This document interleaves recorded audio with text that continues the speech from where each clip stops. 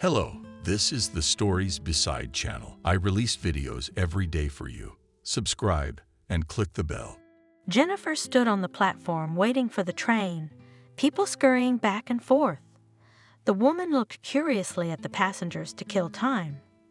"Hey, beautiful!" She heard behind her and looked back. "Give me a pen. I'll tell you the truth about your fate." The beautiful gypsy woman, smiling welcomingly, extended her hand to Jennifer. Long, bright skirt to the ground, a colored shawl on her hips. Her hair, black as pitch, was carelessly tied back with a headscarf. Burning brown eyes gleamed mockingly, scrutinizing the stranger. "Don't be afraid of me. I'm a fourth-generation fortune teller. Everyone here knows me. Ask anyone. Everyone knows that Camille speaks only the truth." Jennifer did not believe the gypsy, but she gave her hand. The girl frowned her eyebrows, scrutinizing the lines on her palm, and then spoke. "I see a lot of grief in your life your husband was buried, but not you mourn him, waiting for you a good long road into the unknown. A lot of strangers will meet on your way. My golden one, a difficult fate awaits you.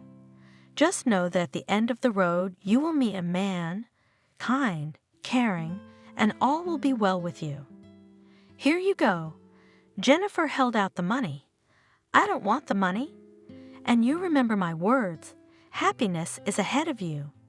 She picked up the hem of her skirt and walked down the platform. At last the train came on. Jennifer went to her seat and sat by the window. On the platform, people were saying goodbye.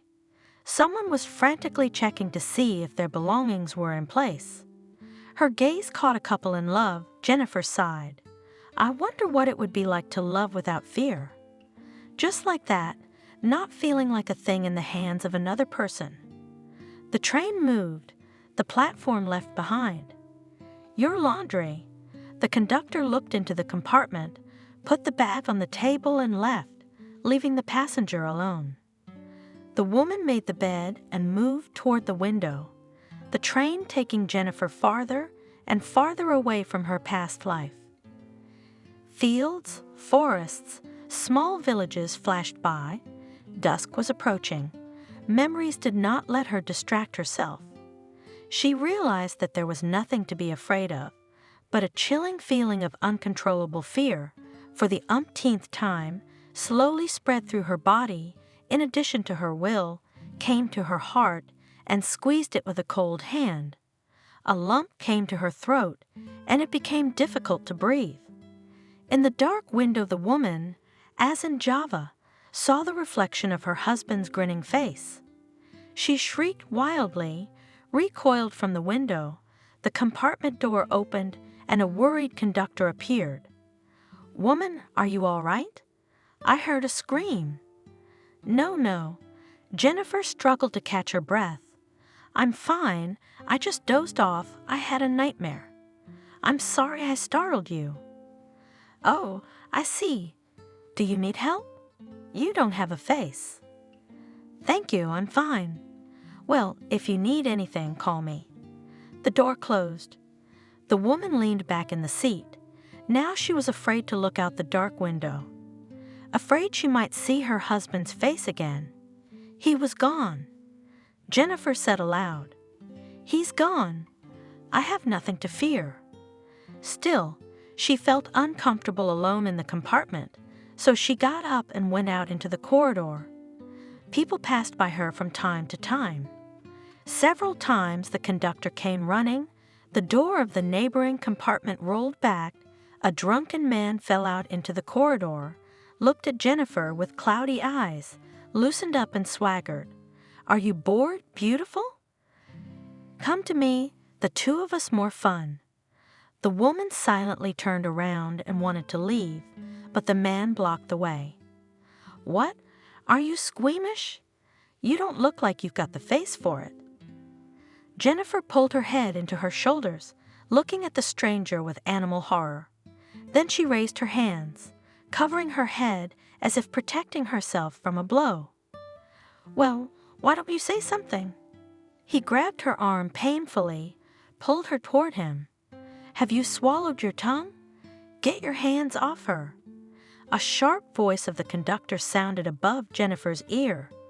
"Quickly get out of my sight, unless you want me to call the police." "Oh, come on," the man retorted. "I was just kidding. I see a woman is bored. I think I'll brighten up her loneliness. She can't take a joke, can she?" Scared?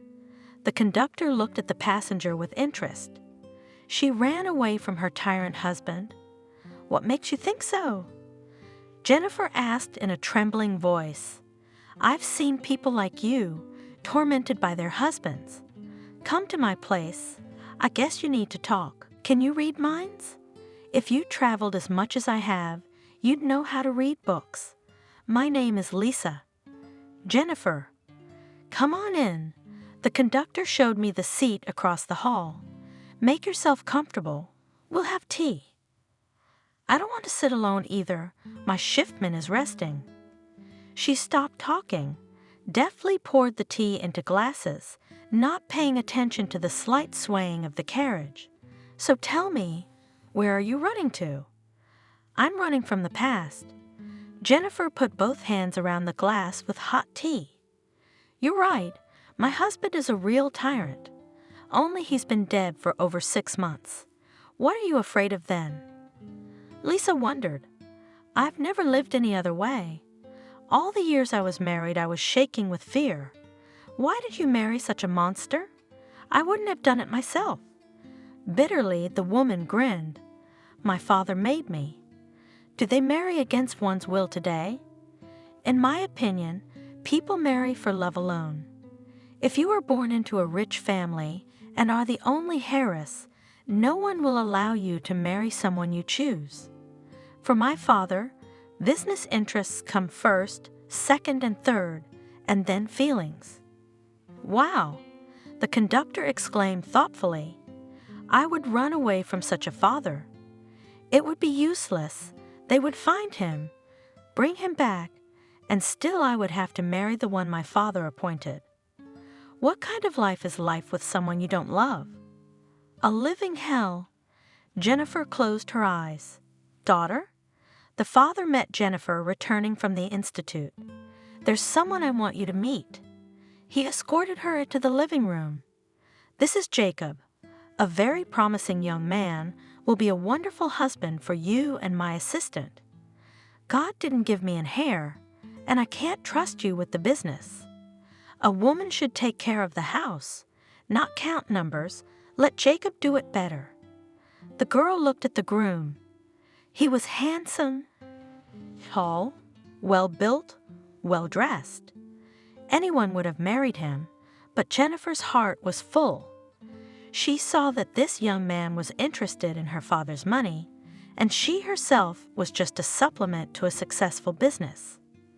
The matter was already settled, and a month later the young people were married. Why did I agree to marry him? Jennifer thought, after her first intimacy with her husband. He did his thing, and now he sleeps without hind legs.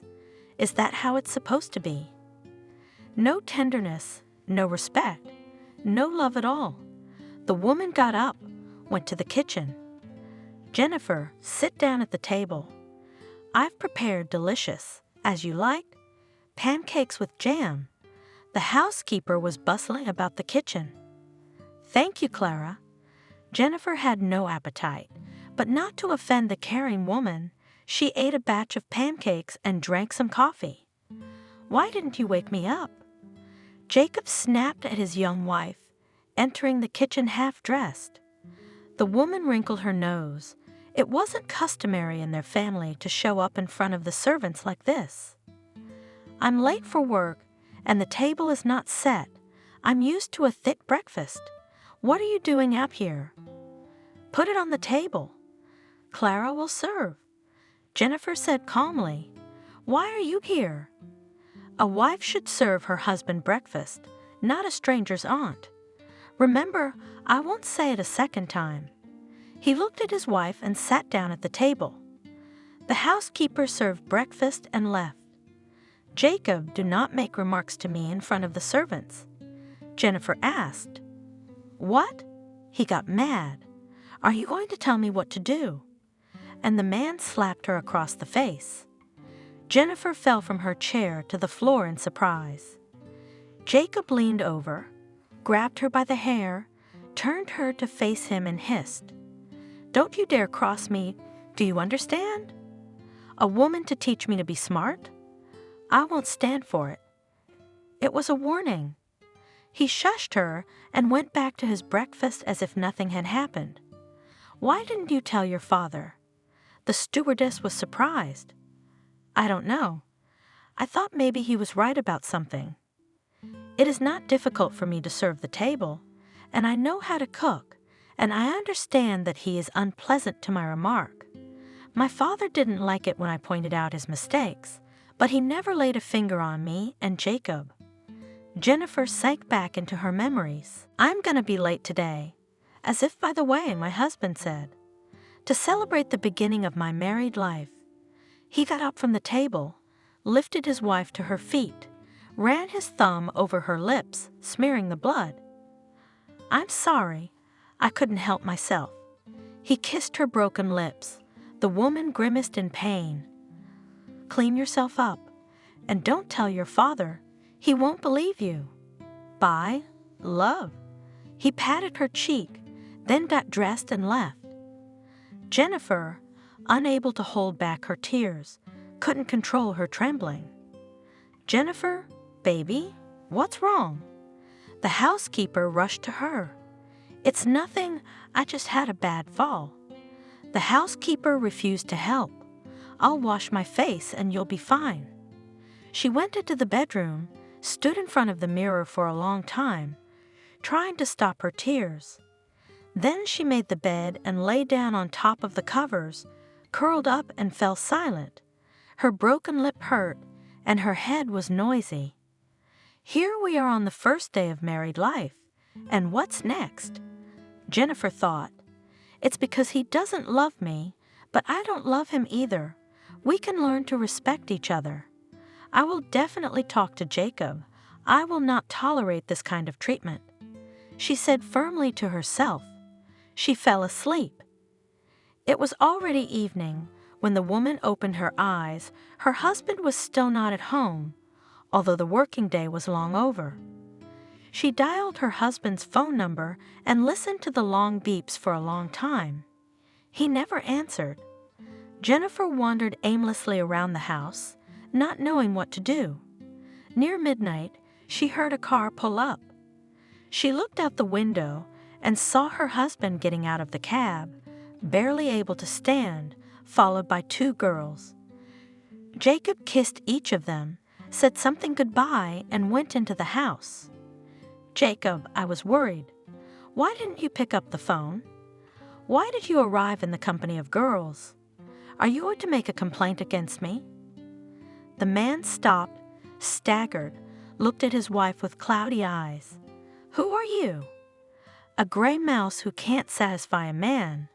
I want vivid sex, not a snow queen in bed. You didn't answer your phone?" "Because the music in the club was loud." "Is that it? Any other questions?" "No." "Then I'm going to bed." He staggered into the bedroom and collapsed on the bed without undressing. "Don't forget to wake me up tomorrow. I got your father's ass kicked today. At your mercy." Jacob mumbled something else, but Jennifer couldn't make it out. She looked sadly at the man her father had appointed as her husband. That night she slept in the study on the couch. The next morning, as Jacob was getting ready for work, the doorbell rang, and her husband rushed to open it. Jennifer came out into the living room to see the early visitor. "Honey, I thought I'd do you a favor." A surprise. The man handed her a bouquet that had been delivered by a courier. "Forgive me for yesterday. I behaved like a cattle." He theatrically knelt down, wrapped his arms around Jennifer's legs. "Will you forgive me? Please don't be angry with me." "And you have forgiven?" the conductor asked indignantly. "I have," Jennifer sighed. Oh, what fools we women are! You should have run away from him. That first time, I truly believed in his remorse. The family was at peace for a while. We even went on a wedding trip. Jacob was so alert, affectionate, gave flowers almost every day, beautifully cared for. I gradually calmed down. I thought that his behavior was due to the forced marriage imposed on him. A nervous breakdown turned out. I can hardly believe that everything suddenly got better. The woman smirked. Otherwise, you would not have run away. We have not yet started anything. Except for mistresses, my husband opened another passion, gambling. I want to show you a cozy place. Smiling enigmatically, Jacob stopped the car in front of an unassuming building. At the entrance stood two sturdy young men in black suits. Now and then cars drove up. People came out and looked around, trying to quickly hide behind the heavy iron doors. "Where are we?" Jennifer asked with interest. "Let's go. We can't linger here, so as not to draw attention to ourselves."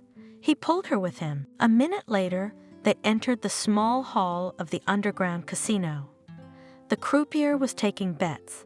The people at the tables were talking quietly, drinking. Some were rubbing their hands together, some, upset at losing, were pouring wine over their grief, looking enviously at the lucky ones. "You're not going to gamble, are you?" Jennifer asked cautiously. "What's the matter with you?" Her husband looked at her guiltily. "I'm going to be lucky today. I can feel it. Daddy won't like that you're playing. We won't tell him." He winked at her conspiratorially. "Sometimes you can have a little fun. It's a big game, and if you're lucky, you can make a lot of money. And if you're not lucky, I don't play for big money, just for fun. Have you noticed the people around us? You can make very useful acquaintances, and notice how almost all of them have wives. I don't like it here. Don't be a prude. Let's play a game and go, relax, have fun." At first, Jacob was lucky. He was as happy as a child. "Jacob, let's go home. Enough already. Don't interfere." My husband snapped at me. "This is a chance to get a good win. I'm lucky today." He put everything on the line and lost. "It's your fault," said the man, watching as his money, the croupier, raked to another man. "You prevented me from concentrating, scared away the luck." Jacob rose from the table, turned to his wife, grabbed her arm painfully, and shook her so that the woman involuntarily shrieked and tears appeared in her eyes. Immediately the guards ran up. "Man, we ask you to leave the hall. You don't have to make a fight here. Go home and find out who's to blame." They called a cab. "I'm not going home." The man said when the car stopped, "I need to calm down. Don't wait up. I'm not coming home tonight." "But Jacob?" A frustrated Jennifer tried to object. Her husband pushed her out of the car and slammed the door shut. "We wanted to." She didn't finish, and the cab sped off. Jacob came in the morning, drunk, smelling of someone else's perfume, and went straight to bed. Jennifer couldn't sleep for a long time, crying. "Can you explain where you were?" Jennifer asked when her husband opened his eyes. "At the club. Give me some water. I feel sick." The woman picked up the glass. "How are you going to show up to work like that?" "I'll be fresh as a cucumber in half an hour while you make breakfast." "Jacob?" Not boldly, the woman asked, "Do you have a mistress?" "Yes," the man answered calmly. "She's very hot. So maybe we should get a divorce." "No, I can't divorce you." Jacob sobered up immediately. He knew that divorce was not favorable to him. "If I get a divorce, I'll be pantsless. The business, the money, the real estate is in my wife's hands. My father's got it. I'll have to be more cautious. But William trusts me. I have nothing to fear." Confident of his own impunity, The man continued to harass his wife. I need you. We're good together, aren't we? He came up to his wife, stroked her hair, and suddenly grabbed it painfully. Don't make me angry, he said threateningly. If you talk about divorce again, I'll lock you in the house, and you can't go anywhere without my permission. Do you understand? He shook her. Where's my breakfast? I'm already late. Jennifer hurried into the kitchen, wiping away tears on the way. She was afraid of her own husband. She didn't know what to expect from him. I'd tell my father if I were you, he'd wipe him off the face of the earth. I tried to talk to him. Sadly, Jennifer reported, it was no use. He said it was all my womanizing, that I was saying bad things about a good man. I to him, he does not love me, and he to me, the family is kept on prosperity and good attitude to each other. Are there many people you know who married for love and kept the marriage alive? He judges him as a partner. He laughed at my suspicions that Jacob has a mistress. He said that any man cheats on his wife at least once in his life, as long as it does not affect the business. I hope he was smart enough not to bring mistresses into your house. Well, I did, and then, Jennifer returned home from the store on her way to visit her parents in the cemetery. When she got to the house, she saw a strange car in the yard. Are we having company? She thought. Strange, Jacob hadn't warned her. And why at this hour, with the workday in full swing? Puzzled, she opened the door and realized there was more than just a guest. From the threshold, women's clothes were strewn across the living room. Jennifer went up to the bedroom, stood at the door, hesitating to open it. She already guessed what she would see there. A feeling of humiliation came over her head, but she made an effort and pushed the door open.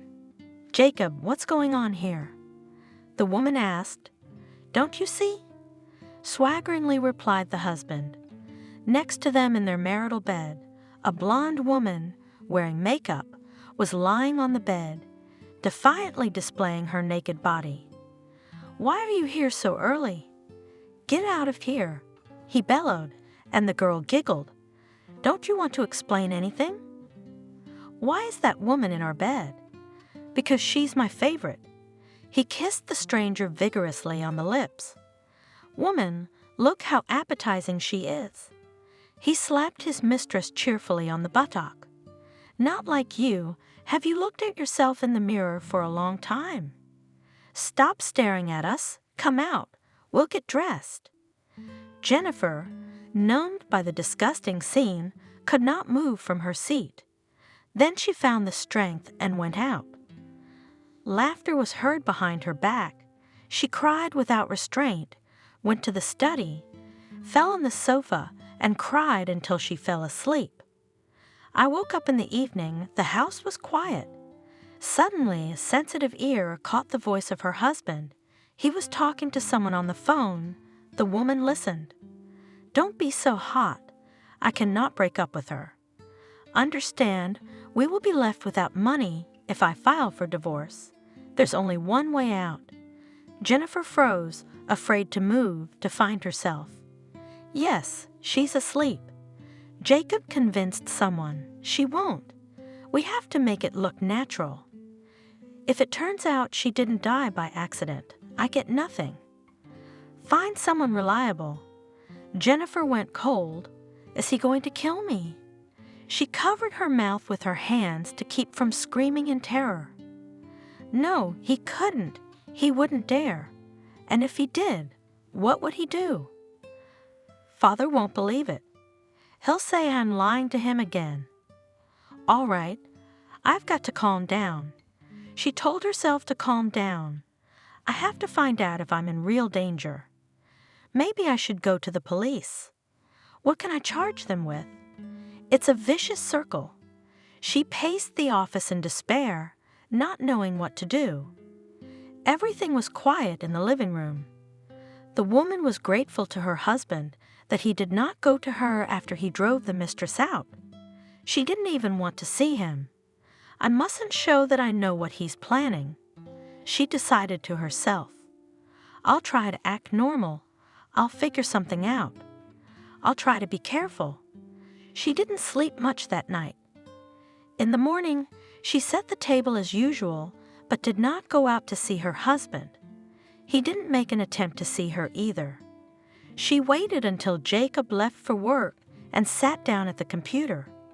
She wanted to know what kind of gal was claiming to be the mistress of the house.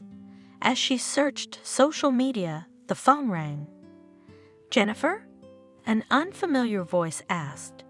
"Yes," the woman answered in surprise. "Who are you?" "I'm Dr. Parker. Your husband, Jacob, was brought to our clinic. He collapsed at work. We performed an examination.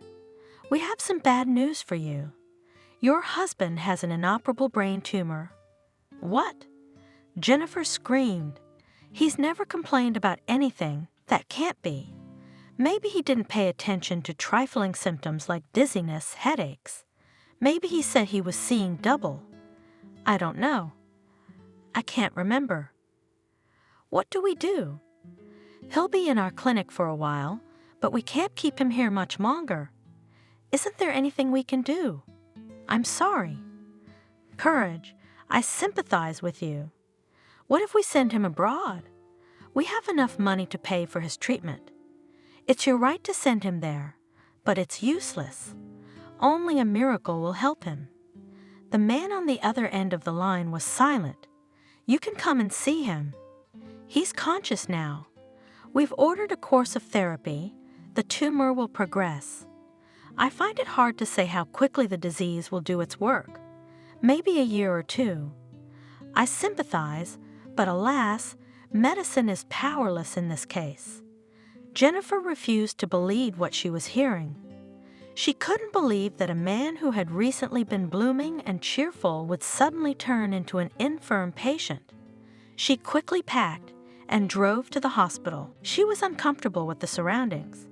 She was forced to put on a gown, shoe covers, a mask, even a bonnet. Sterility reigned all around. Trying to keep her anxious heart from racing, Jennifer entered the room. "Jacob?" She called softly to her husband. He opened his eyes and looked at her as if he didn't recognize her. "It's me, Jennifer. How are you?" "You've always been a fool." Her husband replied stiffly. "And now you're asking a stupid question. What?" His eyes became prickly. "Are you happy now? It was me who had to get rid of you. Don't tell me that God has punished me for my evil intentions." "Why?" He clutched the sheet with his hands. "Why me? Why not you, you worthless, useless creature? I thought now that your father was finally gone, I could live the life I wanted, not with you, but with the woman I loved, and here. I want to live. I have so many plans for the future." He started banging his head against the pillow, tears spilling from his eyes. "Calm down. I'm sure you'll like you. You'll lie down for a while, and then you'll go back to work. Medicine has advanced. You'll be fine, but don't despair. Are you trying to make me feel better? Do you have no self-respect? I humiliated you your whole life. I cheated on you, and you feel sorry for me? Go away. I can't stand to see you. I'm sick of you. I don't need your pity." He turned away from her. Jennifer stood for a while and then left the room. After treatment, Jacob returned to work, but then went back to the hospital. He was no longer able to run the business, so he had to hire a manager. His wife took care of Jacob, fulfilled his every whim, but he tried to make her life a living hell. "Jacob, I brought you something to eat." Jennifer rolled the table to the bed. The man was having trouble getting around the house. He had to hire a nurse, but the wife still cooked. Her husband insisted. She put the tray on his lap. "Why, is everything cold again?" Jacob said irritably. "How many times do I have to tell you that I like my coffee hot?" He dropped the tray on the floor. Why are you doing that? The woman looked at him reproachfully. I may have a few months or weeks to live, and you can't even serve me hot coffee. Get out of the bedroom. I want to be alone. Jennifer picked up the dishes from the floor and wanted to leave. No one called me? No, she answered. You women are such assholes. As soon as a person feels bad, you turn your backs on them. You only want the healthy and rich. No one needs a sick person. The woman silently left the room. She knew why her husband was angry. His mistress had not called or come for a long time. Jennifer tried not to leave her husband alone. There was no telling what might happen. One day she had to go away on business and stayed a little longer. When she returned, she realized that there were strangers in the bedroom. She could hear laughter and music outside the door. She entered the bedroom and was taken aback. In the bed, on either side of her husband, lay half-naked girls. They held glasses of champagne in their hands and took turns drinking their lover. They were eating strawberries and chocolate. Empty bottles and clothes were lying on the floor. "Oh, you're here."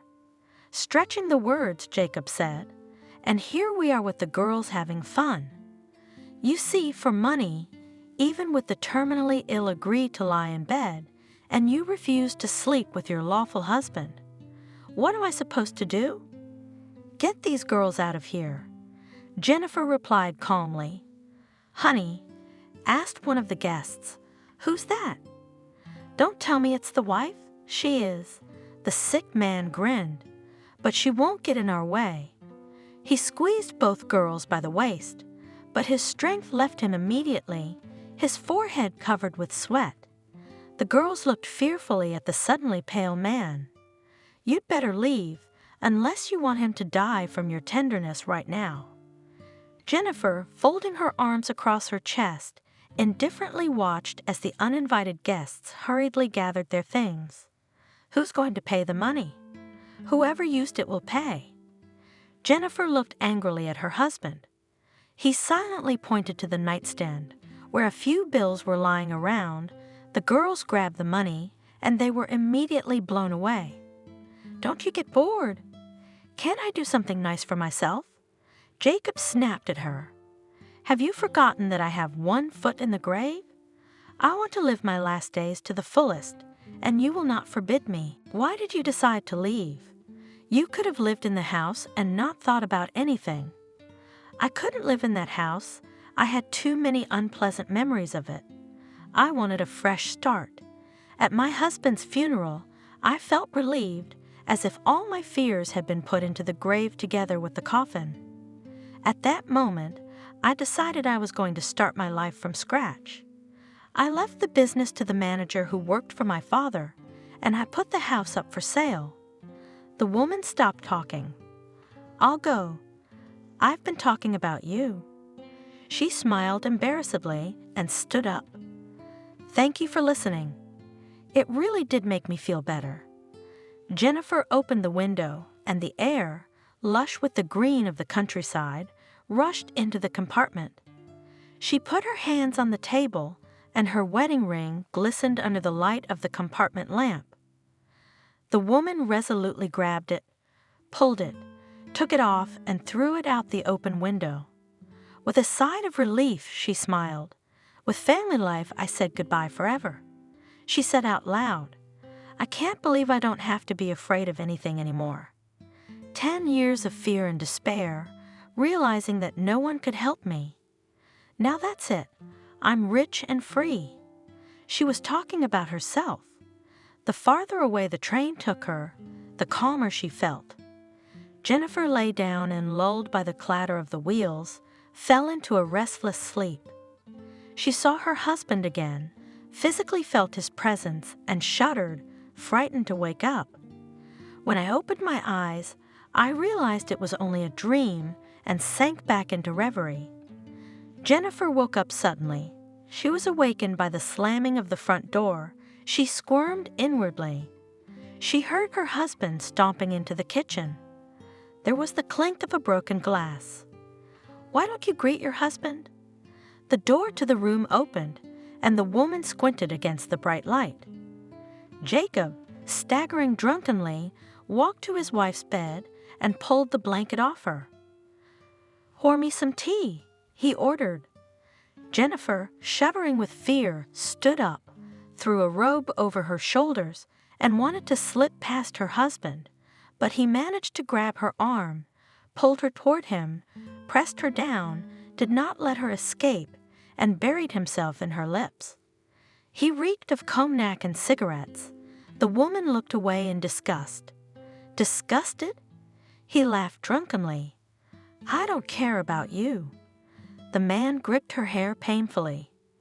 "Let go," Jennifer demanded. "Or else what?" He mockingly looked her straight in the eye. "What are you going to do to me?" He pushed her to the floor and kicked her. "How I hate you and your daddy. If it wasn't for business, I'd never have married you. I have no luck in life. I have an unloved wife, and I lost at the casino, and it's all your fault." He kicked his wife again.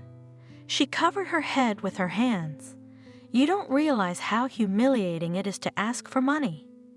I was hoping that all your inheritance will go into my hands. But no, nothing. There'll be a party on my street, too. Why are you lying here? Get up, I asked for tea." Jennifer crawled away from her husband's legs and struggled to get to her feet. Her whole body ached, but she forbade herself to cry, knew that tears would bring Jacob in even greater frenzy. These scenes were repeated with enviable regularity. The woman also knew that on the morrow, having slept through, he would come to apologize. And so it happened. The next evening Jacob returned from work satisfied. "Honey, I'm home." Cheerfully he spoke, solemnly, carrying a bouquet of flowers in front of him. "Sorry for yesterday. I did not hold back, but today I won. Can you imagine?" He took out a weighty wad of money from his pocket and, waving it in front of his wife's nose, laughed merrily. "I won." He tossed the bills up, and they fell smoothly to the floor. The man grabbed his wife, whirled her around the room. She wrinkled her nose. The bruises hurt. Noticing the reflection of that pain in Jennifer's eyes, he set her on her feet, then knelt down in front of her and spoke guiltily. "Did I do that to you yesterday? I can't help myself. I'm sorry. Would you stop playing?" Tiredly said the woman, "Dad doesn't know where his money goes, but if he finds out, you'll be in trouble. Do you feel sorry for them?" The husband got angry. "Don't I work? I'm entitled to that money. But you lose a lot." "So what?" "I'm tired. I need to relieve myself. You're always badgering me about money. Have you forgotten that I didn't marry you willingly, and you're giving me a hard time about it?" "No."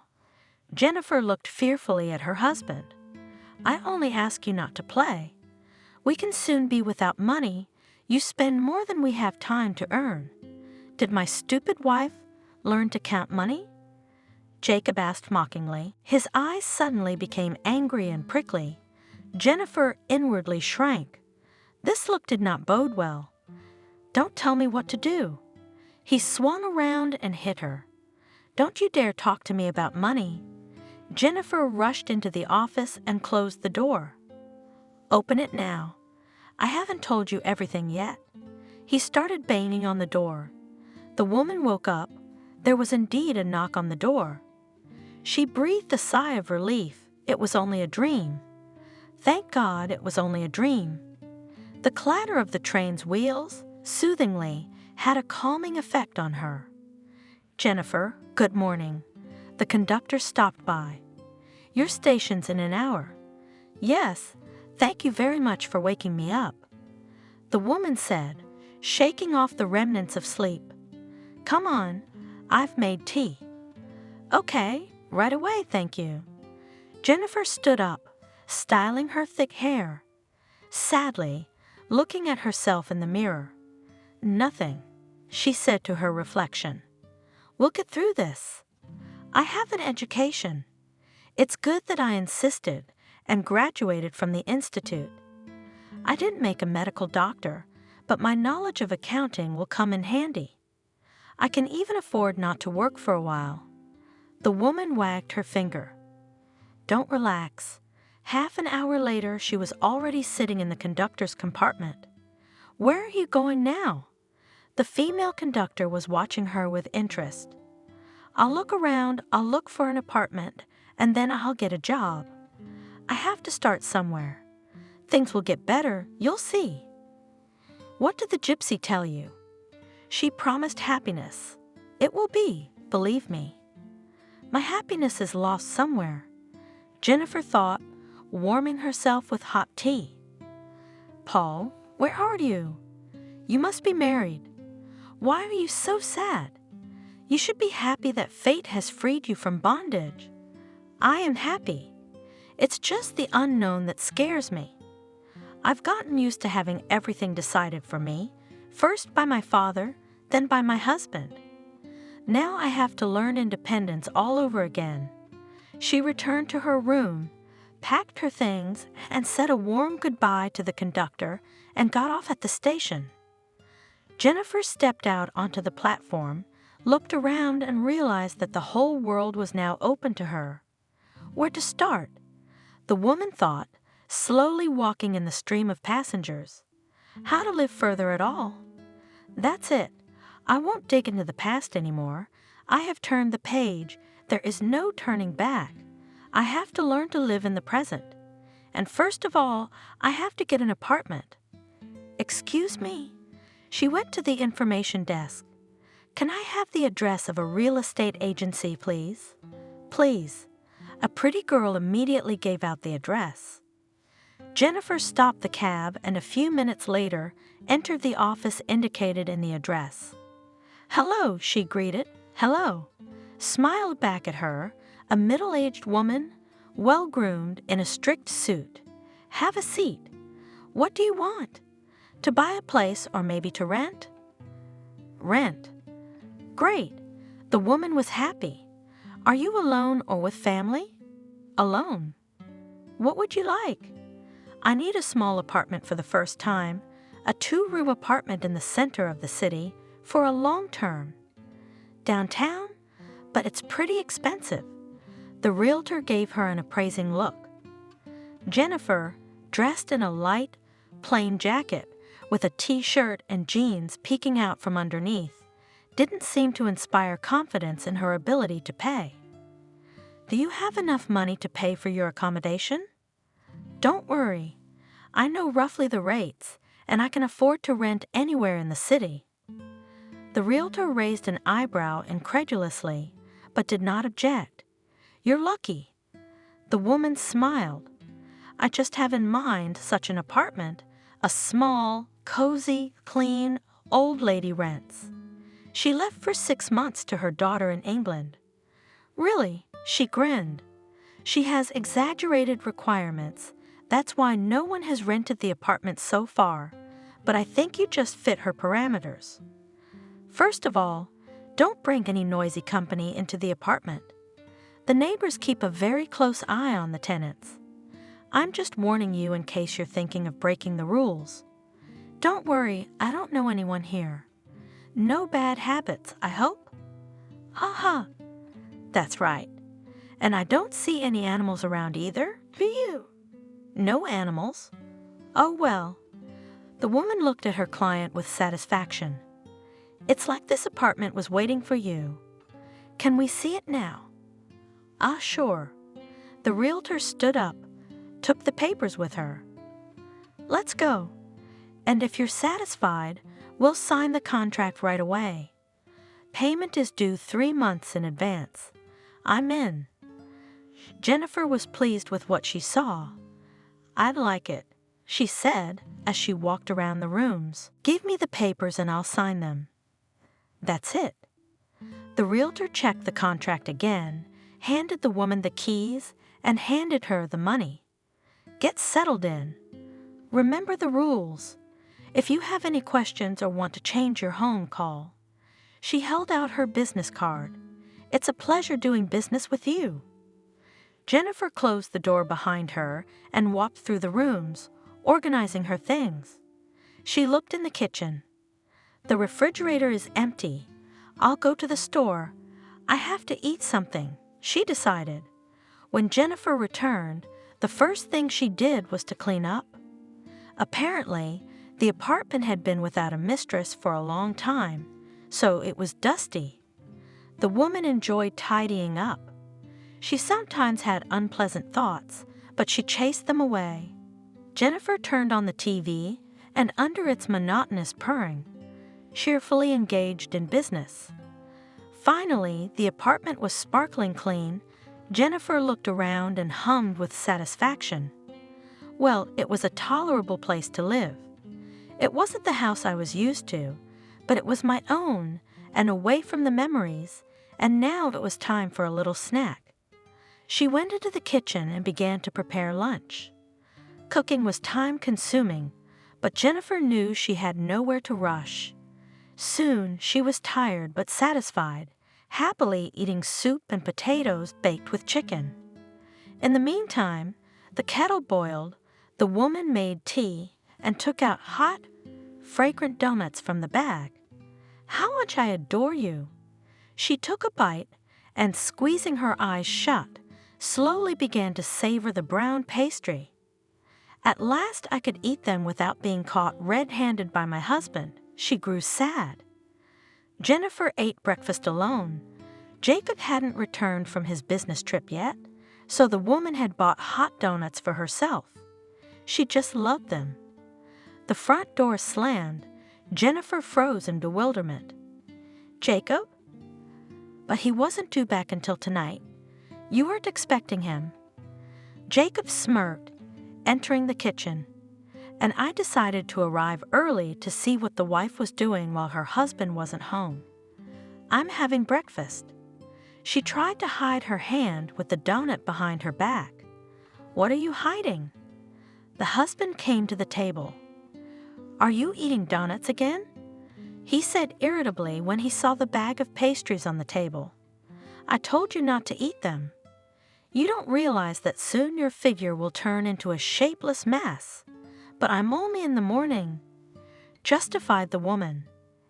It won't be a big deal. I'll go to the gym. Don't you have anything to do at home? Only to go to the gym. He grabbed the bag and threw it in the trash. I forbid you to eat them. I'll be embarrassed to show up at the reception with you if you get fat. Jennifer had listened to him then, and it seemed to her that he was certainly right about something. Now, sitting in someone else's apartment, Jennifer could afford to eat whatever she wanted. What kind of life is this? She asked herself. If you constantly deny yourself little pleasures. Thought, I think I'm full. Jennifer moaned, leaning back in her chair. She cleared the table, washed the dishes, and went to the bedroom. In her bed, not alive, not dead, the woman waited until the unknown man stepped into the darkness of the hallway and smashed him over the head with a vase, screaming loudly. The man cried out in surprise, but did not fall, only staggered, crouched down, and grabbed his head. Noticing Jennifer, who froze in place, horrified, looking at the stranger who had invaded the apartment, indignantly asked, "Who the hell are you? What the hell are you doing here? How did you get in here? Are you a thief?"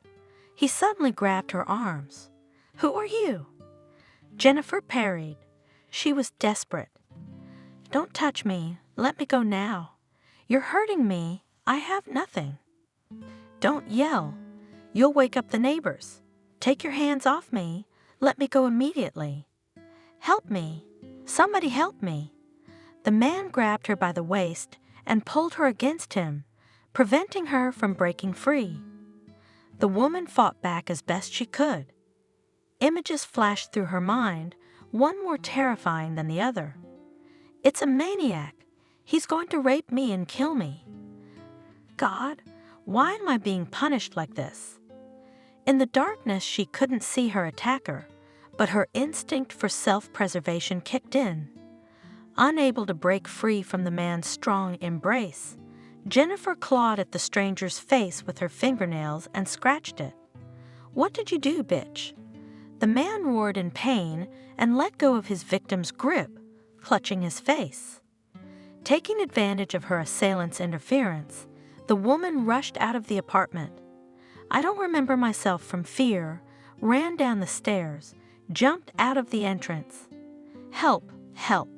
she shouted to attract the attention of passers-by. Like a mad woman barefoot, in her pajamas, she ran, not seeing the road, and jumped out on the roadway. The brakes squealed. Jennifer, as in a slow-motion movie, saw the car coming at her, the blinding light of the headlights. The driver's eyes widened with horror. She raised her arms in fear, trying to protect herself from the imminent collision. The violent impact threw her like a rag doll to the curb. The last thing she saw was the dark night sky above her head. A crowd immediately gathered around her. Someone called an ambulance. A policeman bent over the victim. "Who is she? Does anyone know her?" She didn't even have any ID on her. Where was she going? "You saw her, didn't you? Did you see her run out into the road?" The driver whose car hit the woman was justifying himself. "I didn't have time to brake. I tried to, but she just jumped out of the way. I didn't have time to react. She was crazy." A few minutes later, an ambulance was taking Jennifer to the clinic. Paul could still hear her melodious laughter. A soft smile appeared before his eyes at times, and his fingers could still feel the soft, velvety softness of her skin. The supple curls of her luxurious hair came to mind, and he thought he even remembered the smell of her perfume.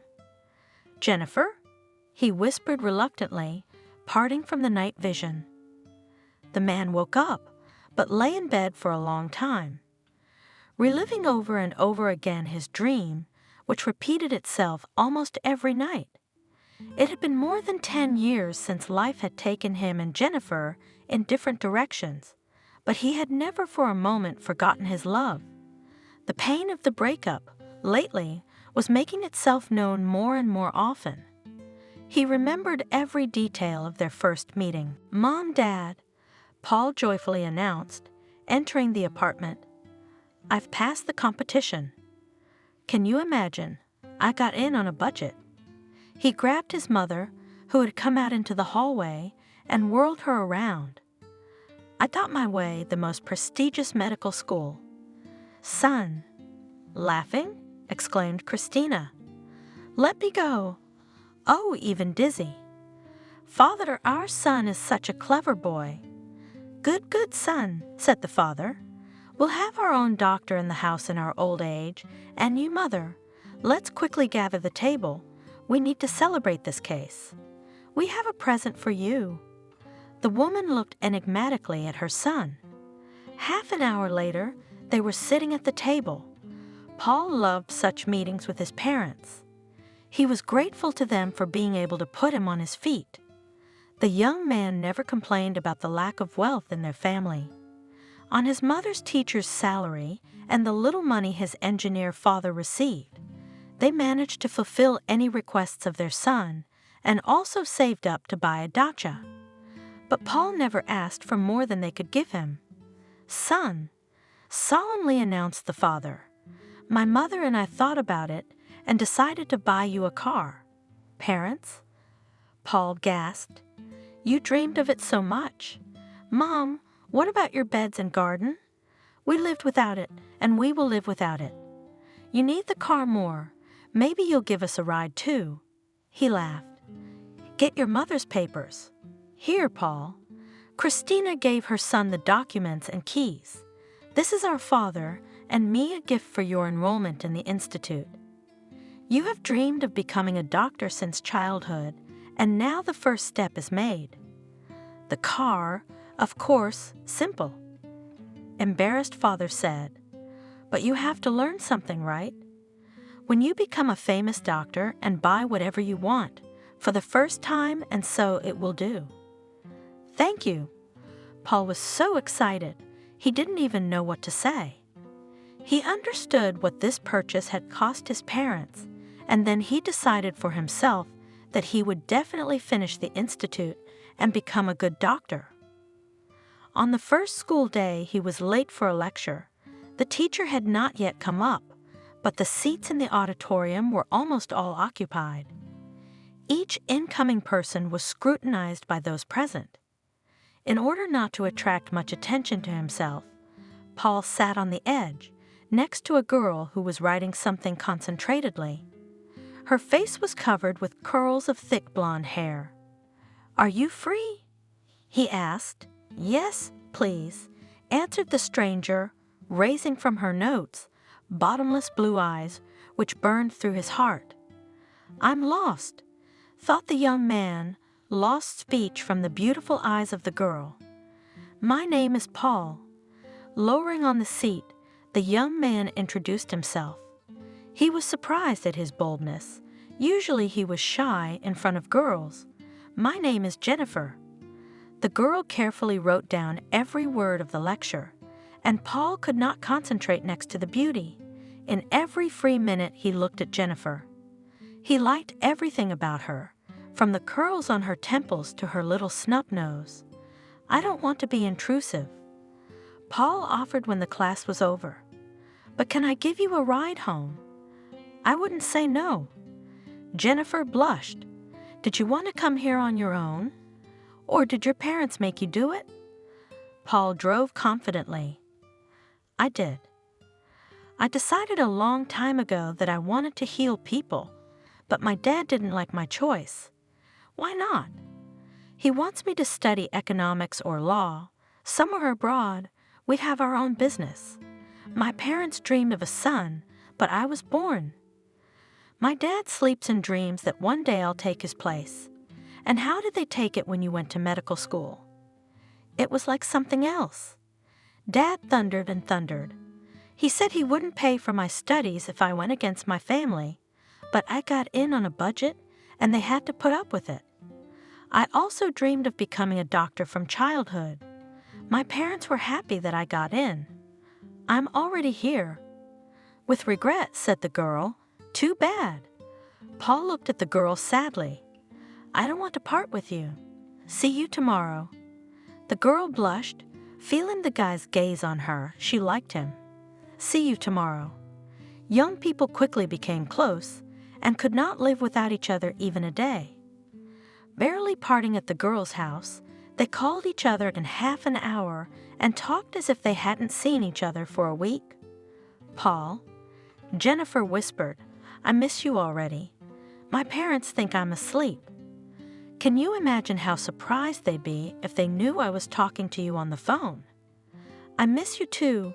I lie in bed and imagine kissing your lips, your ear, your nose. I love you with all my heart, my darling. I don't know how I ever lived without you. I think with horror, if I hadn't gone to medical school, you and I would never have met." "We did," Paul said with conviction. "We are two halves of the same whole, and halves just have to meet. You're making things up." The girl laughed. That way they could talk all night long. "Jennifer," the boy announced one day, "my parents want to meet you. Would you mind having lunch with us on Saturday?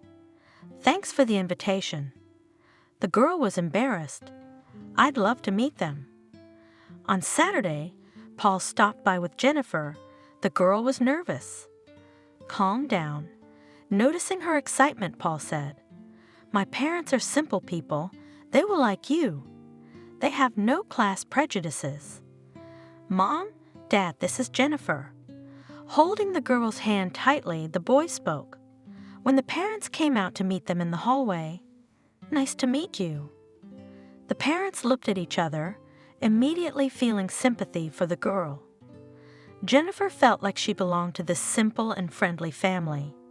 She visited them often, and Paul's parents smiled at their son's first love. "I'm happy for Paul," said the father. "I wish he hadn't thought of getting married now." Sighed the mother, waiting for her son's return from a date in the evening. "What are you imagining?" Her father reassured her. Look how well they both study. Let them love each other. Our son's first love, let them enjoy life. Remember us, we got married as students too. As long as we finish college, then we can think about getting married. She's a nice girl from a good family. Beautiful, but also smart and determined. The other in her place would have long ago snatched a guy. And this is a good girl. Paul does not distract from studies. It's a good couple. The kids are happy. And what more do we parents need? The girl's parents had a very different view of Paul. Dad? Jennifer made an announcement.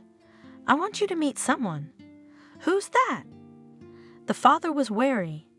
There's a really nice guy studying with me. Paul, we're dating. I'd like to invite him over to our house. Would you mind? Who's Paul?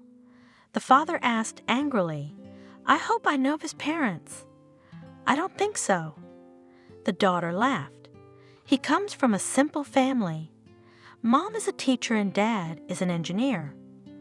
I've been there before. I liked it. Are you out of your mind? You want me to marry my daughter off to some engineer's son. You want my competitors to laugh at me?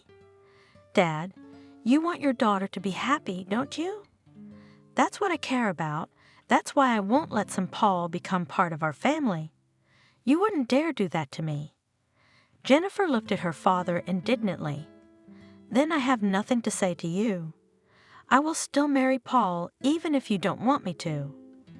The father, imperious and strict, recognizing the feelings of his only child, categorically ordered, Jennifer, put that nonsense out of your mind. I don't want a son-in-law who hasn't earned a penny in his life, and his parents are penniless intellectuals. Forget about him. I have big plans for you, especially for your marriage. I've already taken care of everything. Dad, what are you talking about? In tears, Jennifer looked pleadingly at her father. What am I, a bargaining chip? Can't you think of anything else besides business? I love Paul, but I'm not getting married yet. I have 4 more years of school. If you marry well, you won't need to study.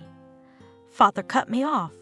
With a good, well-to-do husband, you won't need to work. That's how your mother, God rest her soul, stayed at home all her life, took care of you and herself, and did not need anything. I made sure you both had a good life. She never complained about anything. But you loved each other. The girl shouted. No one forced you to marry, and what are you offering me? Sell myself for more money? Even so. I care about your welfare. The business must develop. Is this Paul the one who's going to make it grow? No, of course not.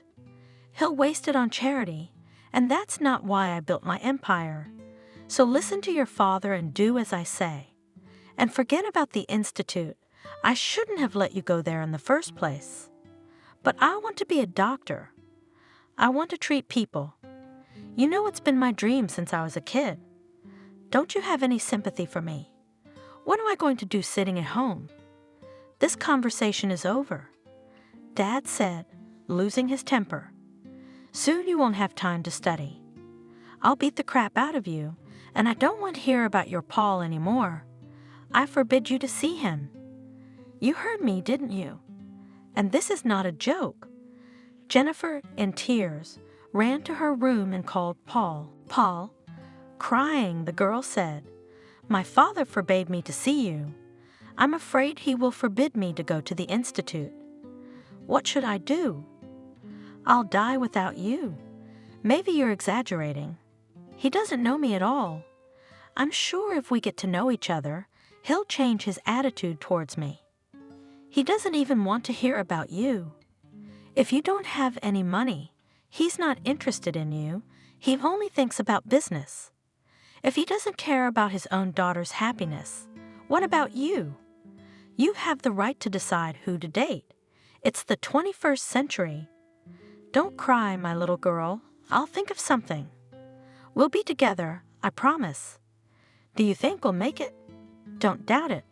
I'll make sure not a single tear falls from your blue eyes." Paul didn't realize how simple and cruel it would be for his beloved's family to get rid of him. Well, time to get up. Paul jumped out of bed, did his exercises, took a shower, ate breakfast without appetite, and went to work, to the clinical hospital, where he worked for 10 years, realizing his childhood dream. Paul loved his job.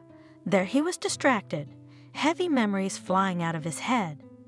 He was proud of each of his patients, experienced every failure, every tear of a terminally ill patient. "Paul?" The nurse at the administrative desk called out to him. "You're in line again this morning. I offered to see another doctor, but no, they say we want to see Paul. How do you have the strength to deal with them? Maybe you can advise them to go to another doctor." Paul just smiled back. "Good morning." He greeted the patients who were sitting, standing, walking along the corridor waiting for the appointment to start. "In 5 minutes you can come in."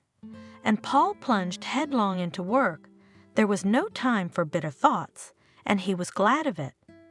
He deliberately stayed late to delay his return home, to his bachelor apartment, knowing that there in silence and solitude, he would again be overcome by memories of the only one who still owned his heart.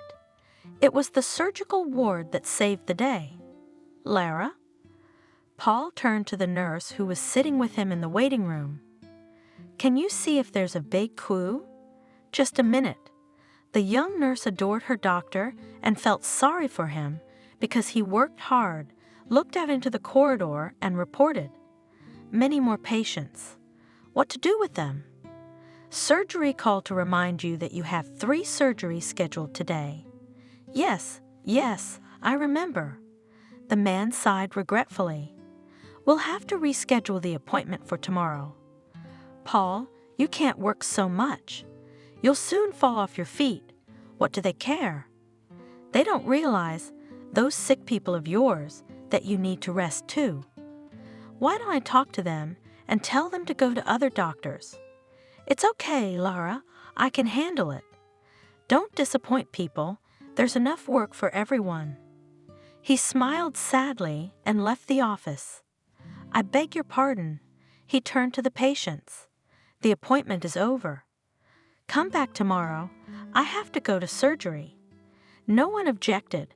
They all understood that their doctor works more than anyone else, does not refuse to help anyone. Paul performed the operation and sat down with relief on the sofa in the resident's room to rest from a busy day of work. His eyes were closing from fatigue, with the whole night ahead of him. "Would you sleep?"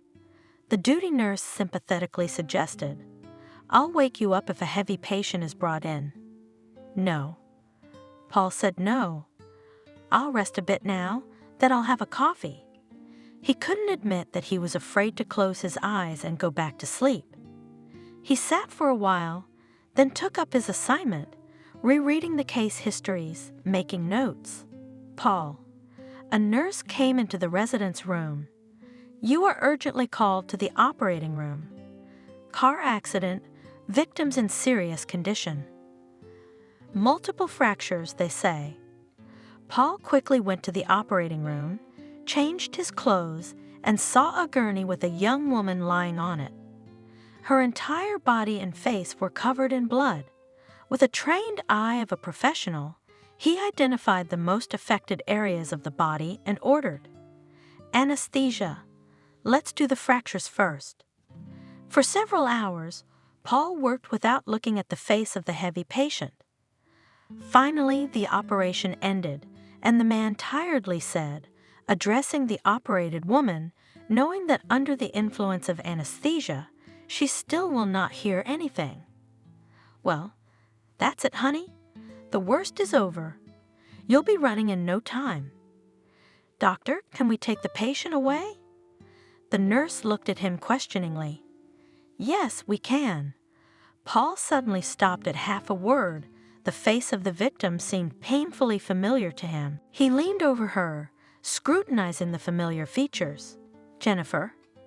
It was only now that he suddenly recognized his Jennifer, his beloved, the one he kept seeing in his dreams. "How did you get here? What happened to you?" He, not believing his eyes, gazed into the lovely face, caressed her gaze, and his poor tortured heart filled with warmth. "How is it? Who has crippled you so? Do you know what happened to her?" "Paul, is she an acquaintance of yours?" "Yes, we started medical school together. It's good that you recognized her. The cops have been searching for her acquaintances. The woman came to us without papers. Are we taking her in?" Cautiously asked the nurses, realizing that for their doctor, this woman is someone more than just a patient. "Yes, yes." Paul woke up from his musings. "Bring her in. I'll be right with you. I'll keep an eye on her until she wakes up. Make sure she's out of anesthesia in time." "Paul, but your shift is over." "Go home, we'll keep an eye on her. Don't worry. You've been on your feet since morning. If anything happens, we'll call you." "Nothing, I'll sleep until she's out of anesthesia. I'll have time to rest." He dozed in the chair next to the woman's bed. From time to time, he opened his eyes and checked the patient's condition. It was past midnight when the woman opened her eyes and whispered, barely loosening her parched lips, "Thirsty. I'm thirsty." Paul immediately woke up, jumped up, leaned over her, and blotted her lips with a damp napkin. "Be patient. You can't drink yet." Jennifer turned her head with difficulty and saw Paul and cried out softly, "Paul, is that you? Where am I? Am I in heaven?" "I'm Jennifer, it's me." "You're in the hospital. They brought you here after the accident. I operated on you. You have several fractures and a mild concussion. You'll be fine soon.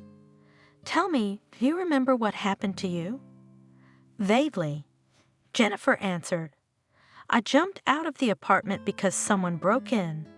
I got really scared, broke a vase over the person's head, broke free and ran out onto the road, and then I got hit by a car. I don't remember how I got here. Passers-by called an ambulance. It's a small town, but people are kind. They won't leave you without help. You get some sleep and I'll stay with you." "Paul," the woman looked at him affectionately, "I am so glad to see you. Tell me, how have you been living all this time? We'll talk tomorrow. You'd better sleep now, and I should rest. There's a reception in the morning. Now we'll have plenty of time to talk. Sleep, don't think about anything. Sleep is your best medicine now." Jennifer obediently fell asleep. Paul sat beside her bed until morning, guarding the sleep of his precious patient.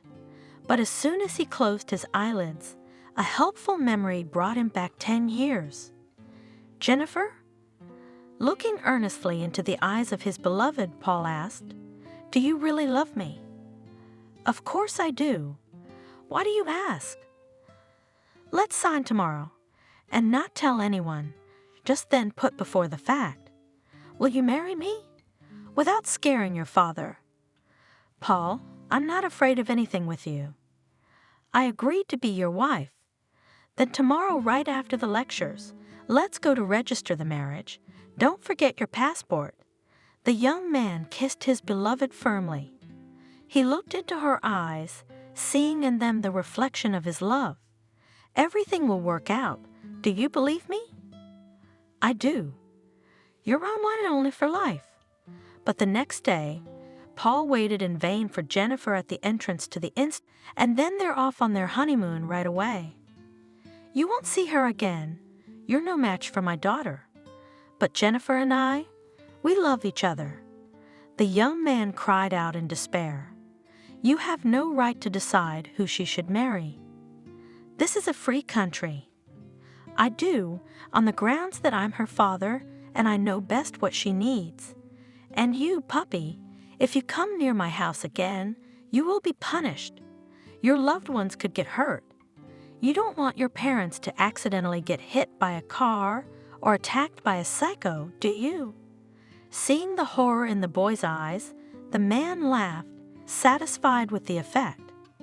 Believe me, Jennifer made the decision to marry the man I recommended to her. She is an intelligent and obedient daughter. My arguments convinced her to make the right choice. So go home, study in peace, and forget her. Pretend nothing happened between you. You're lying to me. I want Jennifer to tell me herself. She doesn't want to talk to you. Forget her. Forget the road to our house. You're not going to succeed. You're not going to ruin my plans. Trust me, I can be persuasive. Get out of here and remember my warning. You've seen my guards, haven't you? Every one of those tough guys will be ready to do my bidding. Get out before I give them the go-ahead. Paul, amazed by Jennifer's father's statement, stood for a long time in front of the closed gate, then wandered away. He felt so dreary that he wanted to howl like a wolf. The young man felt as if his heart had been ripped out of him. His parents were worried about their son, but they could not help him. My son, the mother was worried. What happened? Tell me. Your father and I will try to help you. She left me. She decided to marry a rich man. I don't believe it, Father said. Jennifer is not like that. She was forced, maybe even intimidated. Those rich people are like that. Paul, she loves you. Everything will work out. All we have to do is talk to her, then everything will be clear. I'm forbidden to go to their house.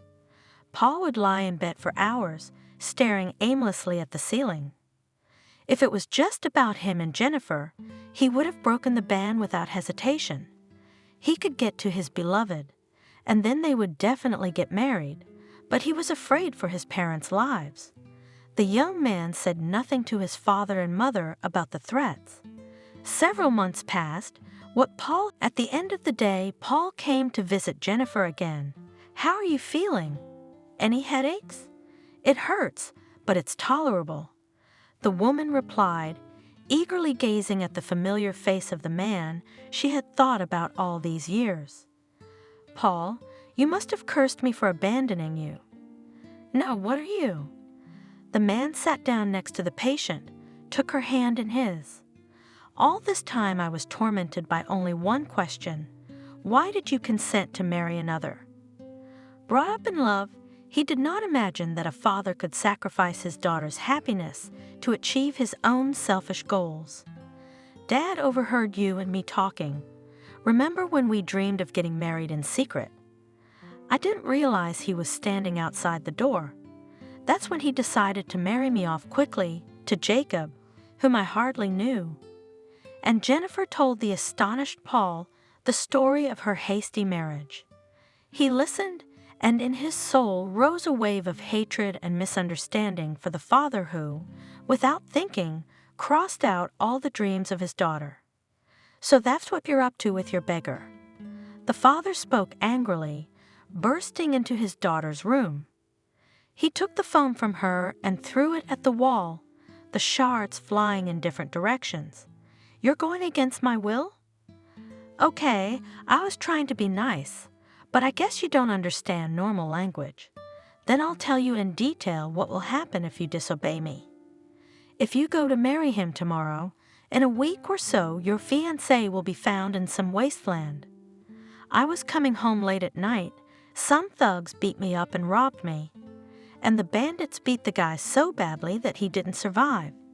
The criminals, of course, will not be found. You attend the funeral, you mourn your loved one, and then you do as I say.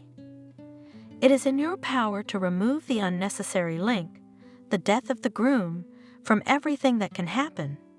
Just at once, agree with me. Have I made myself clear? It's up to you to decide whether your Paul will stay alive or the only son of his parents will die at the hands of unknown bandits. And he left the room without another word. Jennifer sat motionless for a long time, stunned by her father's words. The girl did not doubt for a moment that her father would carry out his threats. I can't let Paul die. I would rather marry Jacob than know that my beloved is alive. She curled up under the blanket, turned out the light, and closed her eyes. Hot tears burned her cheeks. Her imagination pictured a smiling Paul, and she lay awake until morning. It seemed to her that her soul had died that night. She didn't care what happened next. "Papa," indifferently she announced in the morning, "I agreed to marry Jacob." "That's a good girl." "Good decision," smiled satisfied father. "Believe me, you won't regret it. I love you. You are my only daughter. I'm doing all this just for you. Mark my words, you'll thank me. What kind of future would you have with this Paul? He doesn't know anything about business. My dream is for my business to continue. Only Jacob can do that. You are a woman. You should have a reliable partner. If you can love him in time, fine, but know well, 1,000 couples live without love, and it's fine. But you won't have money problems. A week later, I met my fiancé, and a month later, I got married. Jacob, the son of my father's companion. At first, I even liked him, handsome, intelligent, but then it turned out that he was a spoiled to the bone, young egoist. You don't know how I lived." Jennifer looked at Paul anguishedly. Husband was going left and right, bringing women into the house. Bastard, gritted his teeth, the man. He despised me, abused me, and soon it turned out that he was also a gambler. He could lose a lot of money in a night. Sometimes, of course, that won. In such moments, he became kind, attentive, apologized for wild antics, but it was rare. Jennifer did not tell her that her husband even condescended to talk to her and honored her with the great favor of coming into the bedroom at night. "And you forgave?" Where was I to go? She was quiet. He was real when he lost, came drunk and beat me, took it out on me, even though he was wasting my money. What about Dad?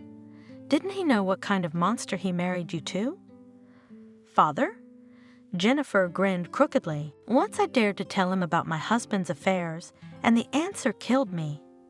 He said there was no need to speak ill of Jacob. I meet him every day at the office, a very decent young man and a talented businessman. I've already made him my deputy, and you, instead of complaining about your husband, it's high time you gave birth and took care of my grandchildren.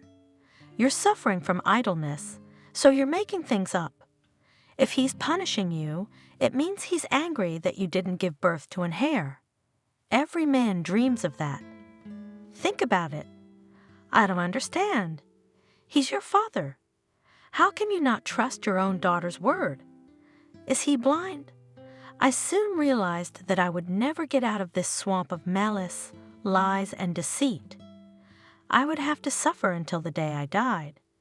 I almost accepted my unenviable position, learned to ignore the beatings, did not react to insults. I'm sorry, but I have to ask, do you have children? No, and I'm very glad I do. A child would have made my life even more difficult. Where's your father? How did you even end up here? After 5 years of marriage, my dad died. I was glad I could finally breathe free and divorce my hated husband, but no such luck. Dad made a will that left the business to Jacob. Even from beyond the grave, my father gave me no hope of finding my own happiness, not an imposed one. Had he lost his mind? Exclaimed the astonished Paul. Leave the business to a stranger? Yes, on the condition that Jacob remained my husband. He's made us dependent on each other, and each of us would like to break those ties. But, so he's condemning you to a life sentence? Yes, and the worst part was that Jacob didn't like that prospect. He was not going to divorce me, because then he would lose the source of income and the opportunity to play, and he every time for this needed more and more money. He had a permanent mistress by then, and I was in his way. He had to reckon with me, and that's when they decided to get rid of me. And you're so calm about this. You should have turned him in to the police. What was he going to do to you? Organize an accident. With a wife and no wife, he had nothing to do with it. They've calculated everything, even organized a 100% alibi. You can't dig it. But their plans didn't come true. The husband was diagnosed with a tumor, an incurable disease that left him no chance of survival. They didn't have time to carry out their devious plan. The fate of fate has come back to haunt him. You know, I felt sorry for him, and he mocked me to the last, as if he was taking revenge for the fact that he was dying and I was staying. So you're free now? Free. Jennifer smiled. I sold the house. I didn't want it to be a reminder of a failed family life. There was too much pain associated with it. I decided to start my life anew. I bought a ticket to the first city I could find, away from where I was unhappy, and here I met you. Isn't that a miracle? Remember when I said we'd be together? I believed that someday we would meet. Paul, do you still have any feelings for me? My little one, I never stopped loving you. All 10 years in a dream lived our brief meeting. Now rest, you're tired. Paul carefully adjusted the blanket, ran his palm through his hair and cheek, leaned over and kissed his beloved. We'll have time to talk more. I'll come to you tomorrow. In the morning, the woman felt much better. Get up, lazybones, Paul said cheerfully, entering the room. You have a visitor waiting for you. He helped the intrigued Jennifer to wash and comb her hair and opened the door to the corridor. With a bouquet of flowers in one hand and a bag of oranges in the other, the very guy who had caused the woman to get hit by the car stepped into the room. She didn't recognize him, of course, but he had contacted the agency and found her. Hello. The guy didn't have the courage to say hello. I had a hard time tracking you down to apologize for the intrusion. I'm not a bandit. I'm the grandson of the old lady you rented the apartment from. Why'd you break in? She hasn't lived there in years. I didn't know she'd moved out and rented the apartment. I wanted to visit her. I had the keys, but I thought she was home. That's why I knocked first. I thought she was ill. She didn't answer the door. I used the key and got a kick in the head from you. Sorry, I had to defend myself. Are you all right? Yeah, I'm fine. How are you feeling? I know you were hit by a car, so I feel vicariously guilty for scaring you. I'm feeling much better now. Feel better. The young man, embarrassed, handed Jennifer flowers and fruit. Again, I'm sorry.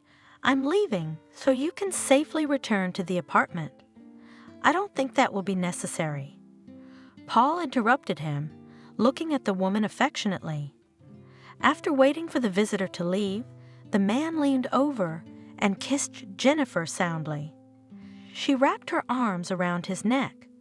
Are you crying? Asked Paul, feeling the salty tears on his beloved's cheeks. I've longed to kiss you again for so long. Don't cry. You are safe now. I'm here for you and I won't let anyone else hurt you. We can still be happy, can't we? Don't doubt it. We have our whole lives ahead of us. I love you. Will you be my wife? Yes. Jennifer exhaled. Paul took out a box from the pocket of his robe, opened it, and the woman saw on a velvet cushion a wedding ring. I bought this ring 10 years ago. I earned the money myself. I didn't ask my parents for it. I've kept it all these years, believing that one day I would be able to put it on your finger. He gently took Jennifer's hand and put the ring on. Thank you, the woman cried. It was worth it to endure all the trials to call you my husband today. You're not going back to your rented apartment. I'm taking you back to mine, and I'll never let you go again. Paul leaned over to his beloved and kissed her, holding her gently to his chest. "You are my life, my joy," he said, kissing her. "All the treasures in the world pale before your beauty." Jennifer clung to Paul and could not believe that it was not a dream, that he was alive, her most adored man. In the spacious and bright corridor of the clinic walked a gray-haired elderly man with a neatly trimmed beard and a lush mustache. He was looking into the rooms, talking to the patients, a smile on his face. "Paul?" A young nurse hurried towards him. "They've brought a heavy patient in again. They said you're the only one who can help him. What do we do with these patients? They don't realize that you need to rest sometimes. Thank you, Cindy. I'll be right with you. Tell him to prep for surgery." Paul went into the office. At the desk sat a pretty old woman, passionately engaged in work. Noticing the entrant, she broke away from the computer monitor, smiled, and said, "Who are you going to save again?" "I have to," sighed the man, approaching the table. "They won't let me retire." "What are you talking about?" The woman splashed her hands. "What retirement? You and I still have children to raise, and grandchildren will need help." The man took a framed photograph from the table. 4 pairs of huge blue eyes looked at him.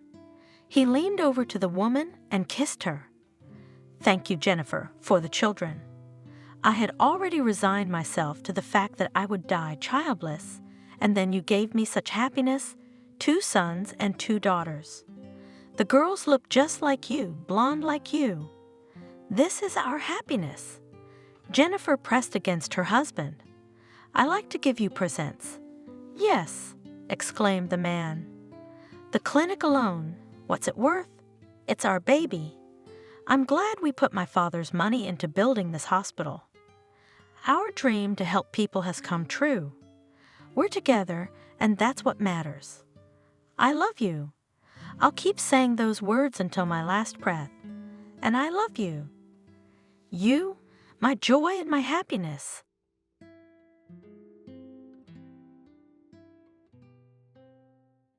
Hello, this is the Stories Beside channel. I release videos every day for you. Subscribe and click the bell.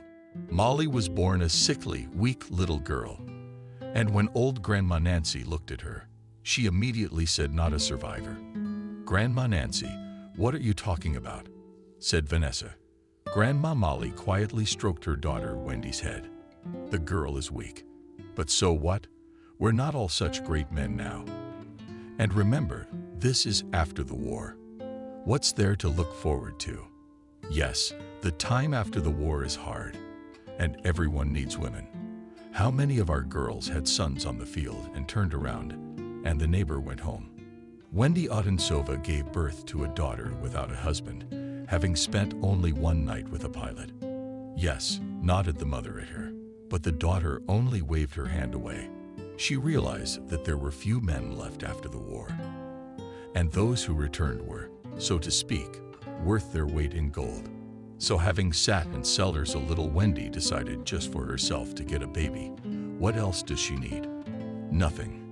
Just to feel like a mother to her child. And after all, it's always the continuation of her lineage.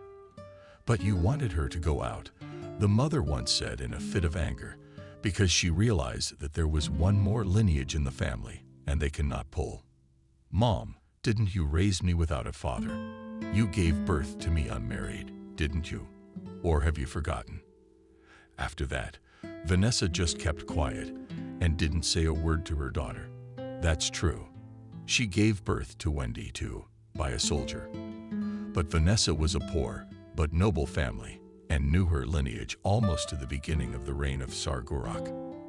And then some obscure abrek came here, wanted her daughter, and that was it. You can't even get alimony from anyone. A daughter. How are we going to live? That's all my mother asked. I work at the bread factory. I work day shifts at night. I can take a part-time job as a watchman. You'll help me. We'll see if we can get the baby back on its feet. What's Molly's father's name anyway? Michael. He's just Michael. The mother just nodded her head and agreed, but not as eager as she could have been. And what happened after the granddaughter was born? Wendy worked 2 jobs to feed her family and buy wood for the furnace, but her health was failing. A cold that started with a trivial fever, then a cough, and then they took Wendy to the graveyard. Wendy to the graveyard. They buried her as best they could. Vanessa herself did not know how she would pull her granddaughter alone, because she was already 3 years old at that time. Don't worry. You're working at the bread factory, aren't you? You'll get by just fine. You'll give her to the kindergarten at the factory. Everything will be fine. That's what the local neighbors said. But Vanessa realized that her money and even the ration cards she received at the factory might not be enough. But gritting her teeth, she went to work every night, knowing that her Ukrainian granddaughter was the only one left at home. All that was left of her Wendy. Tears choked the old woman, for she herself reached out and tried to help everyone. And these, you see, I get a lot of money. I wish you'd all go to hell. What I get, I give back to you, you bastard. And you're just looking for a way to get more. And stab me with my own piece. But the woman realized that she should not give up. After all, who would the little girl be left to? She was only 4 years old, but the little girl was beyond her years. Intelligent and smart, began to talk early. She understood everything, was not capricious. Vanessa, she was the only thing that kept her on this harmful light, and so probably would have gone to the dust by now for her daughter. And the higher powers saw it in a woman to live for another 5 years and to raise at least a little on her feet little girl to send to the 1st grade. Vanessa maybe will register the little girl for permanent residence. The director of the boarding school had known this family for a long time and tried her best to help the grandmother and her granddaughter. It's like Jenna. You don't think I can feed her. She's dressed as well as anyone. She's not newer, but she's not starving. She may have potatoes and bread and whatnot. But you can see for yourself that she's a girl and cheerful. No, you understand. I don't doubt your strength, but the girl will be better off here. 3 meals a day, and we get new clothes from the factory. And I've put together, so to speak, what I could before Molly's package. The uniforms are new, don't you think? And some more of my kids' stuff I'll take care of. Thank you, Jenna, for caring. But you know, home is always better than that. When I'm dead, don't leave my baby behind. And Grandma's words were prophetic. Having finished the 1st grade, Molly and her grandmother were happy that the girl showed the best results in school. Vanessa rejoiced that her daughter had disobeyed and had given birth. And she's an old fool, almost a grandmother. Don't cry. Who hurt you? No one, granddaughter, no one. It's me who's happy about your success, and the fact that God has allowed me to live this time to admire you. Why don't we go to your mother's grave this weekend and visit her? Come on, Grandma, I learned the news at school. I'll tell her. Let her hear it in the next world and be happy. That's how it was decided. The weather was surprisingly nice that Sunday. It wasn't as hot as the day before. A light breeze. That's why it was easy for grandmothers and granddaughters to walk along the beaten path to the edge of the city. And here is the Pogost. The first crosses are already looking beautifully. This is where I be buried, thought the old woman, but immediately chased away such thoughts. There's nothing to think like that. She has a child in her arms, and smiling Vanessa stroked her granddaughter's head. Grandma, I'll give my mother a field of cornflowers. Let her enjoy the flowers. Okay, granddaughter, but I won't go far into the field. Just over the road here, pluck them for me to see. I was an old lady watching Molly pick wildflowers for her mother's grave. She had long been invested with doubts, should the girls speak, or wait a little longer. About the old warehouse bricked up in the wall of her old barracks. Vanessa was moved there almost immediately after the revolution, along with her parents, and they managed to grab a few small struggles in their haste, along with the family jewelry and a small bag of Tsarist coins. The family had stashed them in an old niche that had once been a heating vent. It was good that it was not used at that time, and that's why it turned out to be a wonderful hiding place. Vanessa knew about this stash, as well as her mother's and father's instructions before his death, that all this stuff should be taken only in case of emergency. Vanessa, I've got you jammed by God. Sell jewelry only in case of emergency. Or better yet, don't touch it at all. Mommy, I understand. But if things get really bad. Vanessa, just so you understand what your mother said, I don't mind you selling it, but it's your legacy. You're the heir to a noble, albeit united, family. And I hope that this red scourge in the form of the Red Army will die out in due time. And then Mother coughed in another fit, overcoming his illness. Then you'll be able to claim your ancestry. Your great-grandmother was an empress herself. Mom, we're going to be fine. Well, we're not. Her mother died, as well as her father from tuberculosis, leaving Vanessa to live in a communal apartment. The girl was already an adult and had the best education, so she easily got a job as a German teacher in a school and worked there until her old age. But now she had to go as a night watchman. Well, thank goodness Molly's talking or not. What about the treasure? Since her father and mother passed away, and she only took one antique ring from her daughter. My daughter needed the money for her medication, but that didn't help either. And now to tell them to a small child, even one as bright as Molly.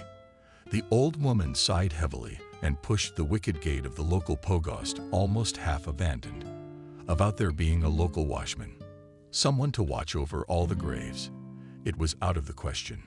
Just her and a few other parishioners who came here to see their dead. That's all. But hello, Evelyn. Molly and Molly are here to see you. Your daughter's coming over. She's gone to pluck some daisies besides cornflowers. And I'm not here yet. I want to consult with you. And the old woman sat down on an old ruined bench. Fix your handkerchief. She used to talk to her dead daughter like that at the grave. And the amazing thing was that Evelyn often came to her in her dreams and even gave her hints on what to do.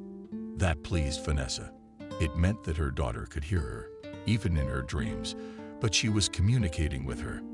You realize, Evelyn, what's the matter? I can already feel my own demise. I'll see you in the next world soon. I'm not worried about Molly. She'll be fine. I mean, the principal of her school promised me she'd look after her. If anything, they'll put her in an orphanage or a boarding school. But should I tell her about the treasure buried in the wall? She's young and foolishly childish. She might have said too much. But to leave them to their fate like that. It's an old house. It'll either collapse or be torn down. And I won't last forever. What do I do? Give me a hint. But at that moment, Molly ran up to the grave and put a bouquet of daisies and cornflowers by the headboard. The girl was dreaming of running, and her braided tassels and hair glistened gold in the sun. Here, Mom, I brought you some wildflowers. Grandma says, do you like them? Grandma, what did you want to talk to Mom about? She's writing to her. What kind of gas? She hears everything. That's later, when my mother gives me an answer in my dream. Let me tell you. In the meantime, put some cakes on your mother's grave. Let her soul eat them. And the old woman handed her granddaughter 2 poppy seed cakes. Evelyn loved them very much when she was alive. Let her eat them like this. Vanessa wiped her tears. She shouldn't have shown her weakness in front of her granddaughter, or upset the child. And so the 2 generations sat on the grave, embraced and listened to the silence. Bird song and the wind slipping in the trees. Well, granddaughter, you've seen your mother, so let's go home. And you, Evelyn, rest. We won't bore you, and I'll be waiting for you in my dream tonight. You really only put your granddaughter to bed. And went to bed herself, as she immediately went to sleep. And so the woman sees her Evelyn Wushu. She is standing on a hill where their old house can be seen and points to their own windows. And then the house collapses, and in its place a high-rise rises out of the ground. So fast. And on top of it stands Molly. But the strangest thing about Molly is that she sees her not as a little girl, but as a grown-up lady. and so beautifully dressed. "Oh, Lord, have mercy," Vanessa said, opening her eyes. "But thank you, daughter. I guess I should tell you about the treasure, and I guess you can see it from up there. How will our Molly live?" She got up and crossed herself in front of the icons, looked at her watch. Wow, she fell asleep at 400 hours. It's time to get up before tomorrow to cook the stove to stoke and feed the baby. When the table was set, the grandmother twitched something behind which stood the bed, granddaughter, and lightly stroked her hair. "Get up. The pancakes with jam are ready." "Grandma, why such luxury? I can make my granddaughter happy once in a while. And we have a conversation to have." The girl quickly jumped out of bed, slipped her bare feet into slippers, and went to wash her face, when gradually and stroking grandmother and dress was put on, and her hair was invented into 2 tight braids. Mo, as she was called by her household, Molly sat down at the table. There was no limit to her surprise. There was homemade milk and pancakes on the table, her favorite raspberry jam, eggs. "Grandma, where's the money coming from?" "That's none of your granddaughter's business. You'd better eat something. And then we should talk over a cup of tea." When the girl had eaten and Vanessa poured herself a cup of tea, she sat opposite and thought she didn't know how to start. But she realized that her days were numbered, and she had to start this difficult conversation. "Molly, you're a girl, smart, and almost an adult. So understand me, you may soon be gone, so you may be alone." "Grandma, what are you talking about? I'll marry you, and you'll take care of my kids." "God willing, girl, but you'd better listen." Here the woman stood up and pointed to a place in the wall, above which stood an unmarked typewriter. "Hidden in this wall are the family jewels, the coins, and they were left here by your great-grandfather and great-grandmother, and strictly punished. I'm not to touch them. I only took out an antique ring once and sold it to try to cure your mom." "Grandma, why are you telling me this?" "My little girl, my mommy and daddy told me that this is a treasure to be treasured. It's not just gold, it's magical in a way. You see, Molly, these jewels are our legacy, a gift from the Empress herself, and they'll be used to admit you to the nobility when you grow up. It's like your passport, high society, and you'll be able to take your proper position in society without the miserable existence that the revolution has brought you." "Grandma, don't interrupt me. I know what I'm saying, so now I'll get to the most important thing. Do you know where the treasure lies? And when I'm gone, don't tell anyone about it, and don't talk about it now. Do you understand me?" "Yes, Grandma, but I don't understand." "If I die, you have to stay here and keep the treasure." Emily sat back and nodded understandingly, but she really couldn't understand why she was telling her all this, because her beloved grandmother would live for a long time. Though the girl listened attentively and tried to understand everything. "Grandma, if I can't cope." This thought had already crossed her mind, and the woman just did not know how to act. She really realized that the girl might not be able to cope with the task, though on the other hand, she couldn't just leave the treasure in the wall and not tell anyone about it either. Vanessa kept thinking about this question when her heart first seized up, and she realized that at her age it might fail. "I'm sure you can handle it. After all, one thing you have to realize is that this is your pass to the top, your ticket to better things. If not, you'll have to live not as a princess, but as a working girl. But if you do, you need to rehide them. You agree?" She knew her granddaughter's character well, and if you get her interested in something, the girl would do it. And now she hoped that Molly would be able to keep the secret of her family, and in the future she would be able to proudly declare her family, and I suppose, her status in society, and a clan that would not be forgotten and would not fade into oblivion. Molly smiled and nodded her head. She understood her grandmother perfectly well, loved her. That's why she made a vow about herself. With all her might she would try to fulfill her errand. But apparently, having freed herself from the mystery that oppressed her, Vanessa had already gone down with high blood pressure by evening. It must be nerves, she thought. I'll take some pills and sleep. And then, God willing, I'll get up early. Although in the morning in the house, there was a grief Vanessa gave up at 0:00 God's soul, leaving on this world little Molly. Getting up in the morning, the girl did not hear the usual footsteps of her grandmother in the room was cool, and on the table was not her usual simple breakfast of porridge and a glass of milk. "Grandma, I'm up, where are you?" Molly shouted loudly. But when she stepped out of the partition and into the main part of the room, Vanessa was sitting in a chair near the window, her head tilted to the side, staring at the wall with open eyes. Molly almost shrieked, but clamped her hands over her mouth in time, and she remembered all too well her grandmother's admonition to stay in this house with all her might.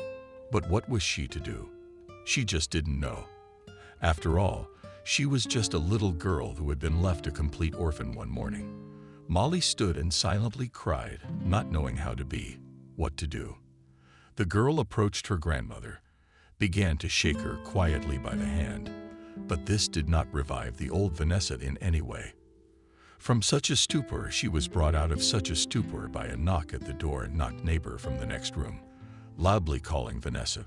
But Molly did not open the door.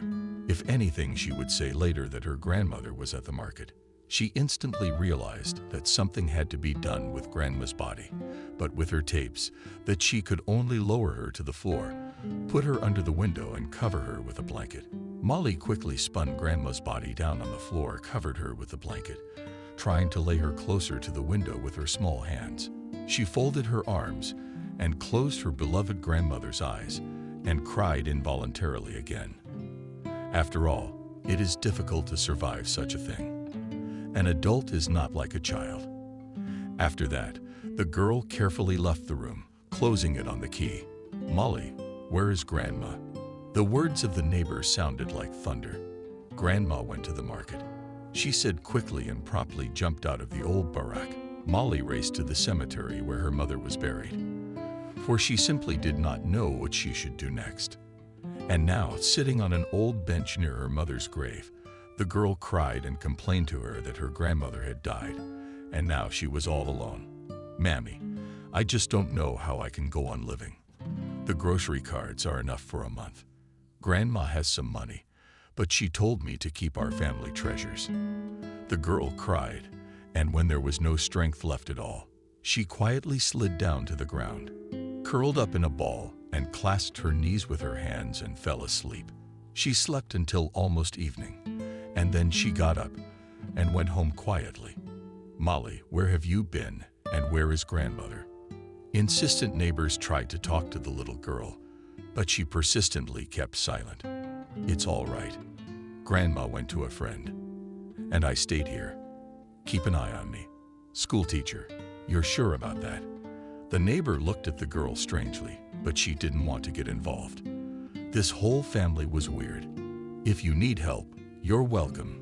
The girl nodded her head and quickly headed to her room. She found money and cards for groceries. She started to buy and prepare food herself, but she tried to avoid the body under the blanket. But she realized that she could not go on like this for long, although she did not know how to be. But the neighbors saw the little girl herself going to the market to store, and the once caring Vanessa simply disappeared. And so at the next meeting of neighbors, it was decided to break into the room of old Vanessa and check what happened there. The absence of a neighbor. A strange odor was coming from the room. The child's behavior alarmed everyone who lived in the house and yard. "Vanessa, Molly, open up. It's your neighbors. What's going on?" The girl jumped out of bed, rushed around the room, did not know what to do. If the neighbors suddenly found the corpse of her grandmother, she would be put in an orphanage. And there, according to stories, she would be beaten and starved. But most importantly, she would not be able to keep her grandmother's word and preserve her own legacy. At that moment, the knocking on the door stopped, and a commotion was heard behind them. The girl did not know what was going on, so she tiptoed to the door and listened. Soon Molly heard the voice of their local Uncle Michael. "Vanessa, open up, please. Molly, girl, can you hear me? I know one of you is definitely home. There's a strange odor coming from under your door." The policeman began to listen, but heard only the stomping of children's feet running from the door. Aha, so the girl is home and most likely alone. Where's Vanessa? It's not like she could leave the little girl for that long. Gotta break down the door. The policeman waved to the locksmith Stepanovich. "We must carefully open the door so as not to damage the lock. Otherwise Vanessa won't get off me later." The locksmith nodded understandingly and began to carefully open the lock. "Which one? What kind of lock is there?" "A flimsy lock, which can be opened with a simple pin." When the locksmith and the neighbor entered the room, the smell of death hit them in the nose, and before their eyes opened a picture on the windowsill. In front of the open window sat crying Molly. "My baby girl. What's wrong?" A kind-hearted neighbor, with whom old Vanessa was more or less friends, rushed to the girl. But when she took the crying child off the windowsill and cast a glance at the body covered with a blanket, she immediately realized everything, shrieked. She immediately pressed the child's head against her shoulder and turned around so that she wouldn't see it. But what was there not to see? It looked like she had been living with this nightmare for almost a month. Here it was already. "Yeah, where had Vanessa gone?" quietly said the precinct officer, who walked over to the body and lifted the bedspread. "No wonder she'd been gone for almost a month. How on earth did you live, baby girl, next to the body?" He looked closely at Molly, whom he had known since birth. Yes, in fact, as well as her late mother and grandmother. And just shook his head. "Call the paramedics and the investigative team. Don't take me to the orphanage, I'll be lost there." Molly's voice sounded especially loud in the silence. "Plushenko, do not worry. You are still. No one is not taking you anywhere. No one. But the girl has to go somewhere. She can't live here by herself." The investigator realized the absurdity of the situation. But what to do? "Why are you clamoring? Let the little girl stay with me for a while." The neighbor, who took the first girl in her arms, immediately made a decision. "Let her live. She has enough space, and money to feed another family is enough.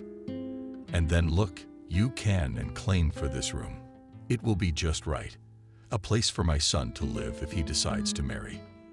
"Are you sure about that, Camille?" The policeman knew that the girl would be better off here than in an orphanage. But that's none of his business. Let social services handle it. "Yeah, I'm sure. I work with my son on bread at the factory, so it won't be a problem to feed her." "All right, take the little girl in for now, and then we'll decide what to do with her." "Decide what?" "I'll take custody and that's it. What's that orphanage gonna give her? She's just a kid, and she's not very bright." Molly was a smart girl, and she knew she could stay here. That's it. The main thing now is to convince Aunt Nadia to keep her. And let everyone think what they want, but she really need to stay in this room or next door to look after the ordinary treasures. Molly clung tightly to her roommate's neck and cried. Nervous overstrain, and the morning situation itself did not have the best effect on her psyche. She quickly picked up the baby and took her to her room, asking her to stay here and she would come back. "Molly, I'll be right back." And what's up? And how well the girl wiped her tears and nodded her head. She realized that now her fate was being decided and she had to stay. There was nowhere to go. Camille returned to the old Vanessa's room and caught the moment the body was being carried out of the room. At that minute, a piece and an arm slipped out from under the bedspread. At what she saw, the neighbor cried out, "Aunt Camille, don't leave me." Vi voice running from Molly's room made the woman turn away from what she saw. She hugged her little body tightly and pulled her close to her. "I won't leave you, sweetie. Don't worry." "Why did you leave the room? You promised you'd stay with me." "Can I have my doll?" "It's on the bed." "Molly, wait for the coroner. He'll leave and you can take it." "I don't think so." "Let him take it now. The precinct says. We then print the room. And no one will go in there until the investigator gives the okay. And at the house service, they'll register the room for her.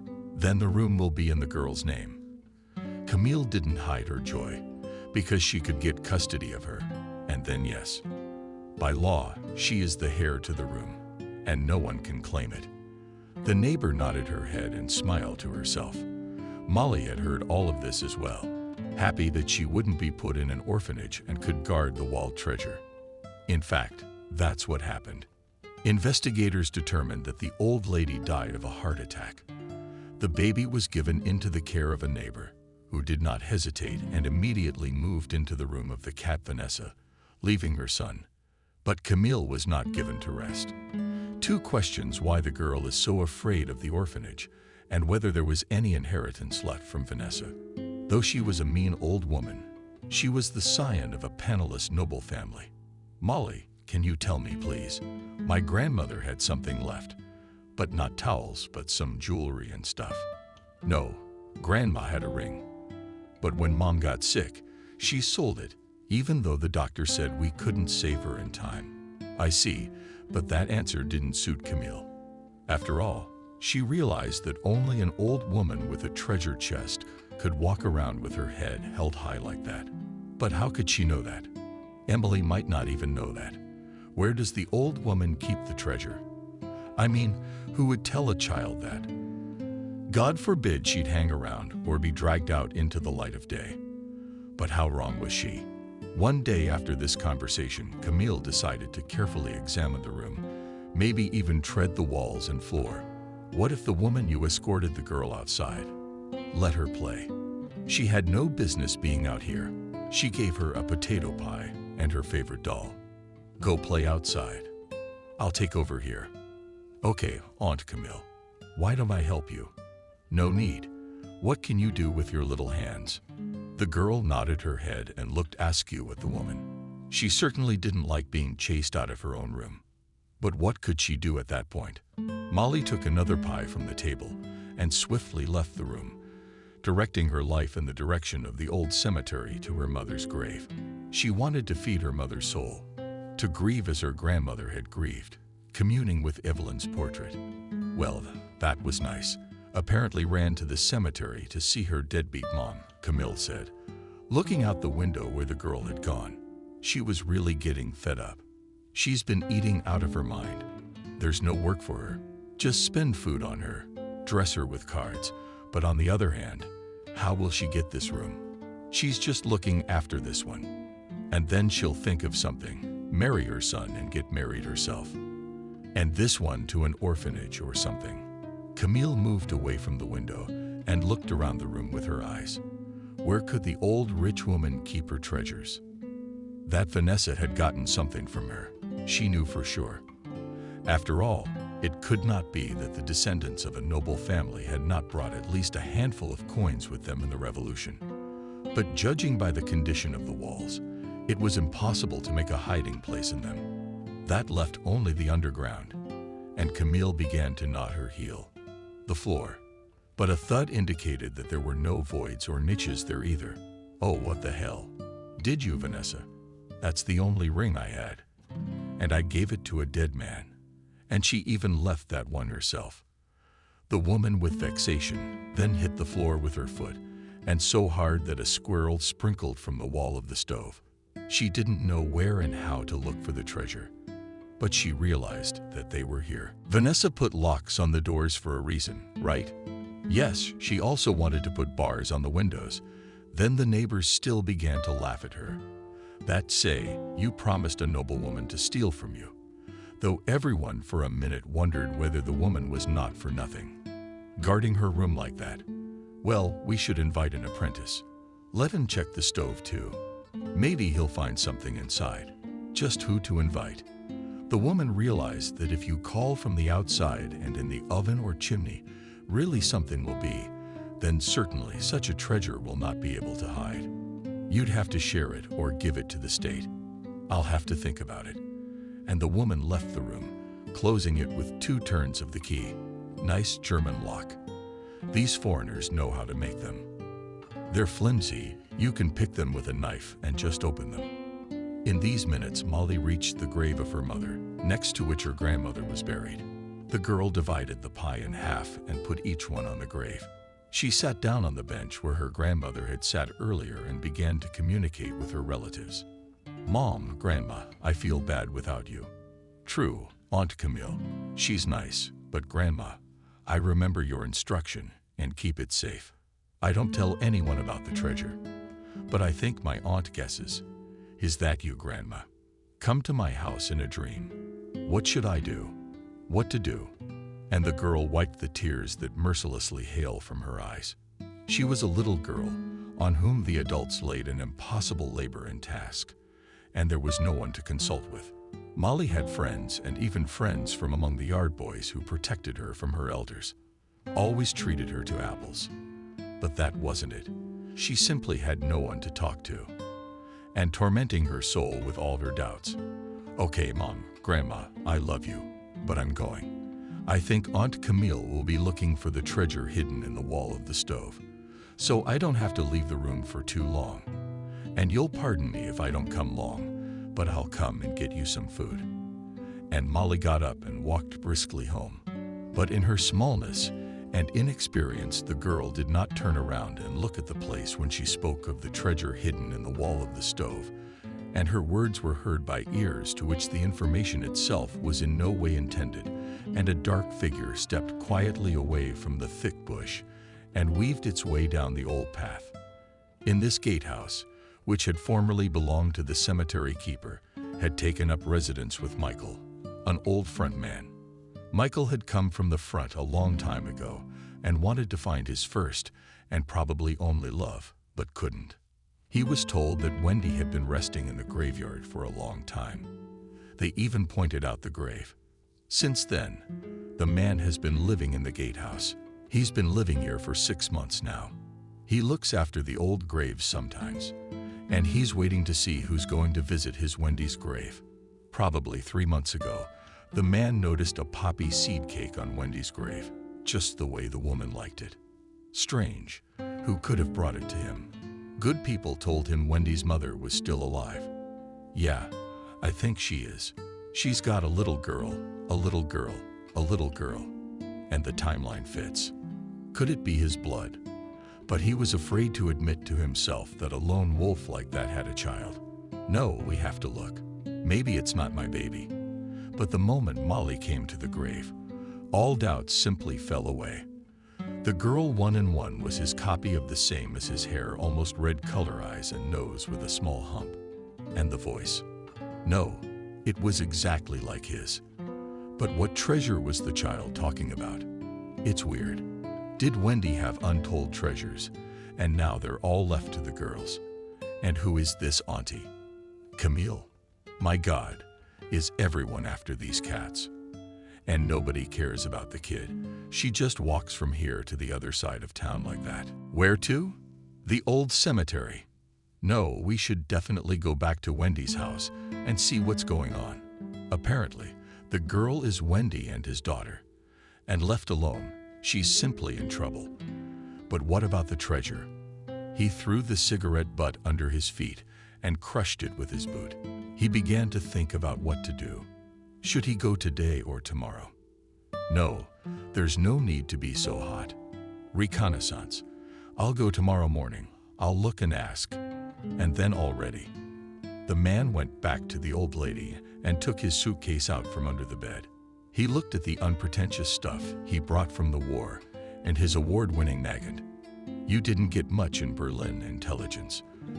At least you could have nibbled one German. It's all right with him. You're not a thief. You're an intelligence captain. You shouldn't be in this line of work. And the man took civilian pants out of his suitcase and threw them on a nail by the door. Tomorrow, I'll have something to change into. There was nothing to show off the uniform. Already rare visitors of the Pogost began to pay attention to him. They might call the local police. Let them call him. He wasn't doing anything illegal. He stayed here because he had nowhere else to stay. His house was bombed, and the local military commission wouldn't listen. They said, "You're not from here. You're not entitled to housing. Not even a corner. Go to your place." But the man, being a native of Siberia, came here on purpose to find his niche after so many years. He remembered her as a young and happy carcass with whom fate had brought him together at the train station and with whom he had spent only one night. The man's heart snapped because he was so afraid that she would not wait for him. would marry someone else, although everything turned out to be more prosaic and tragic. From the train station, the man rushed to Wendy's house, where he was simply put on notice. She died of a cold, buried at this and that. And there's a mother and her daughter living in the apartment. Was she married? Did his heart race? No, she never was. She gave birth to a daughter by some soldier. That's all. A soldier. So she traded him for a soldier. What? Apparently, the love there was stronger, so to speak, until the grave. And the girl, but when she saw Molly's graves in the cemetery near Nancy, the man realized how wrong he was. This is the little girl of his blood, and he will try to do everything to adopt her, and then take her to his native village to show his mother and prove to everyone that he is not an empty color and not an empty voice.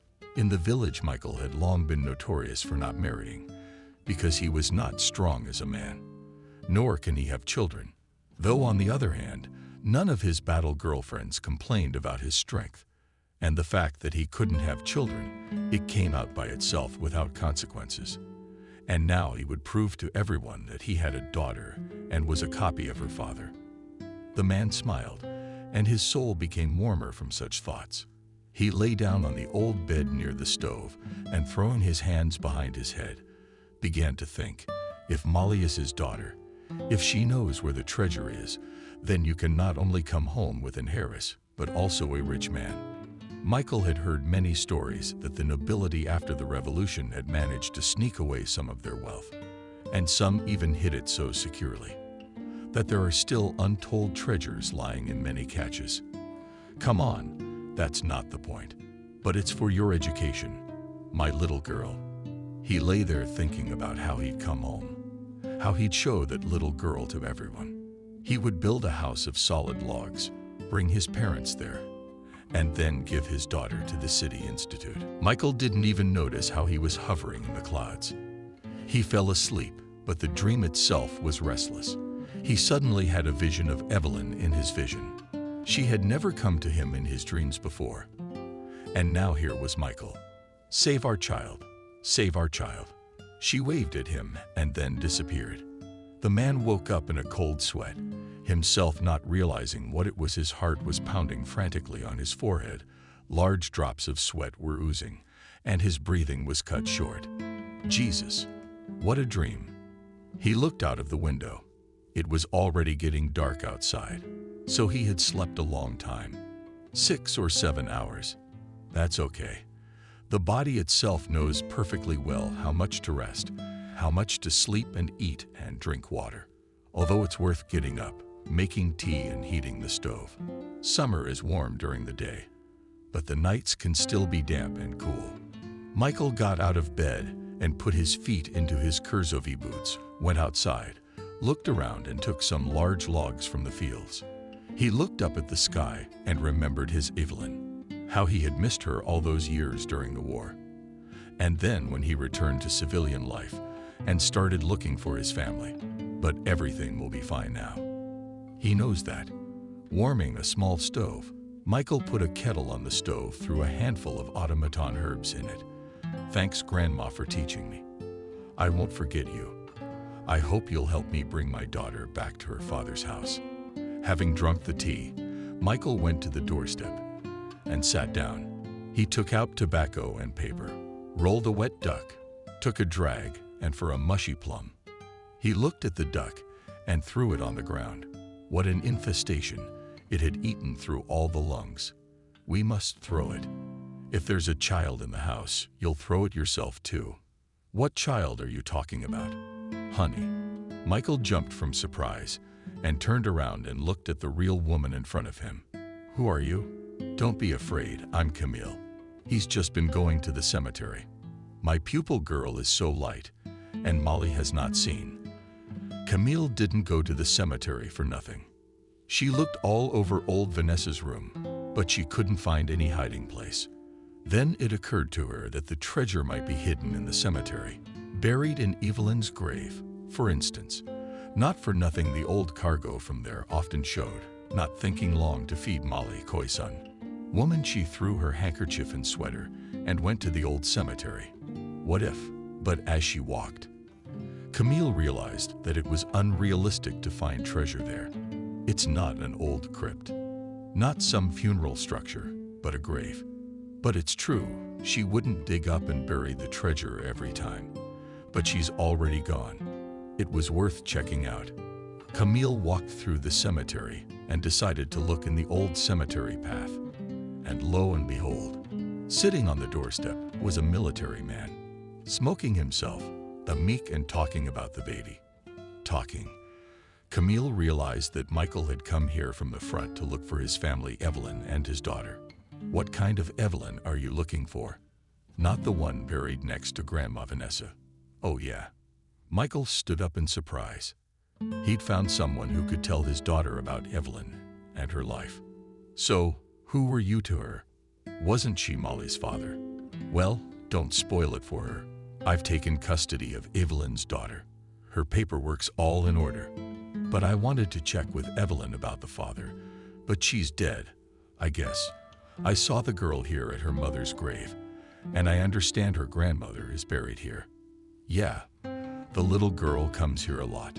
When Vanessa was alive, she used to take her to the grave, and then she left after her daughter.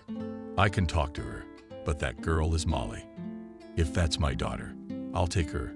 Don't worry. I'm not gonna leave you alone. And if you want, I'll leave you Evelyn's room too. Believe me, is it true? You'll take the girl.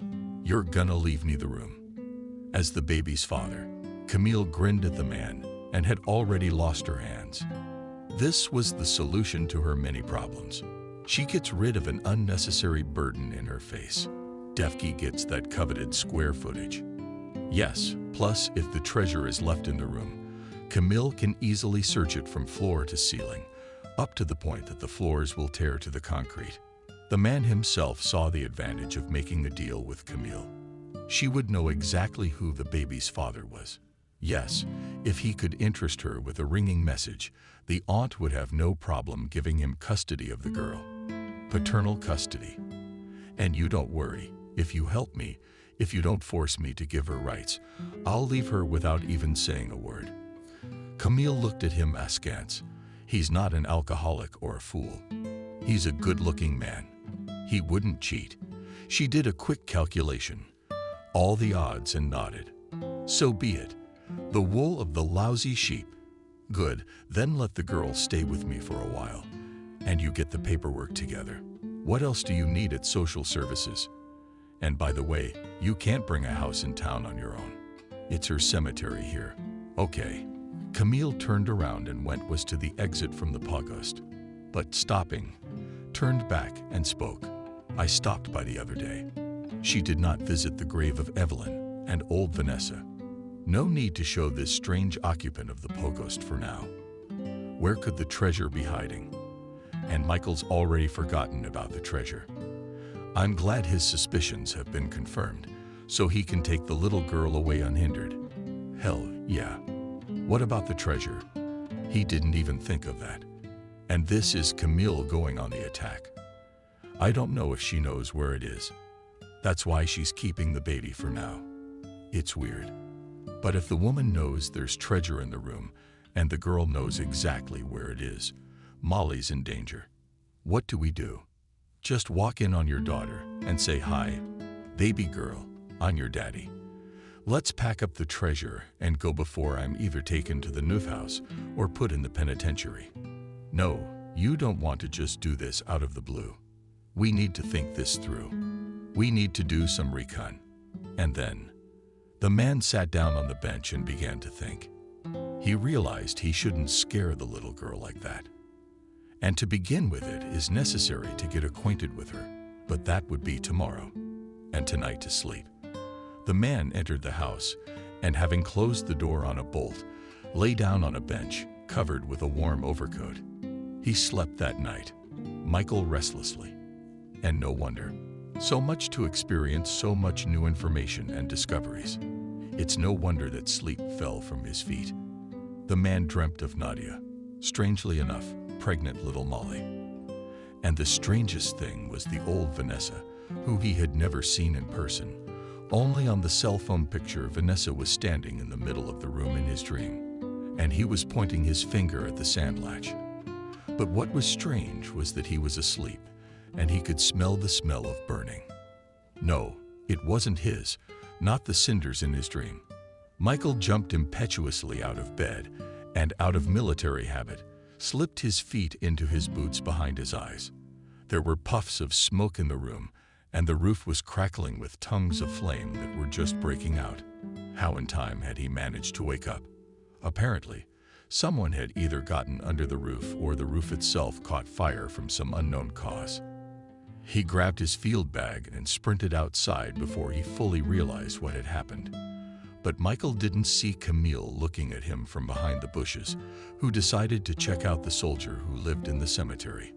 She threw a torch on the roof and quickly hid behind the thick bushes, and from there she watched what this strange soldier, who had come from nowhere and intended to take her girl, would do.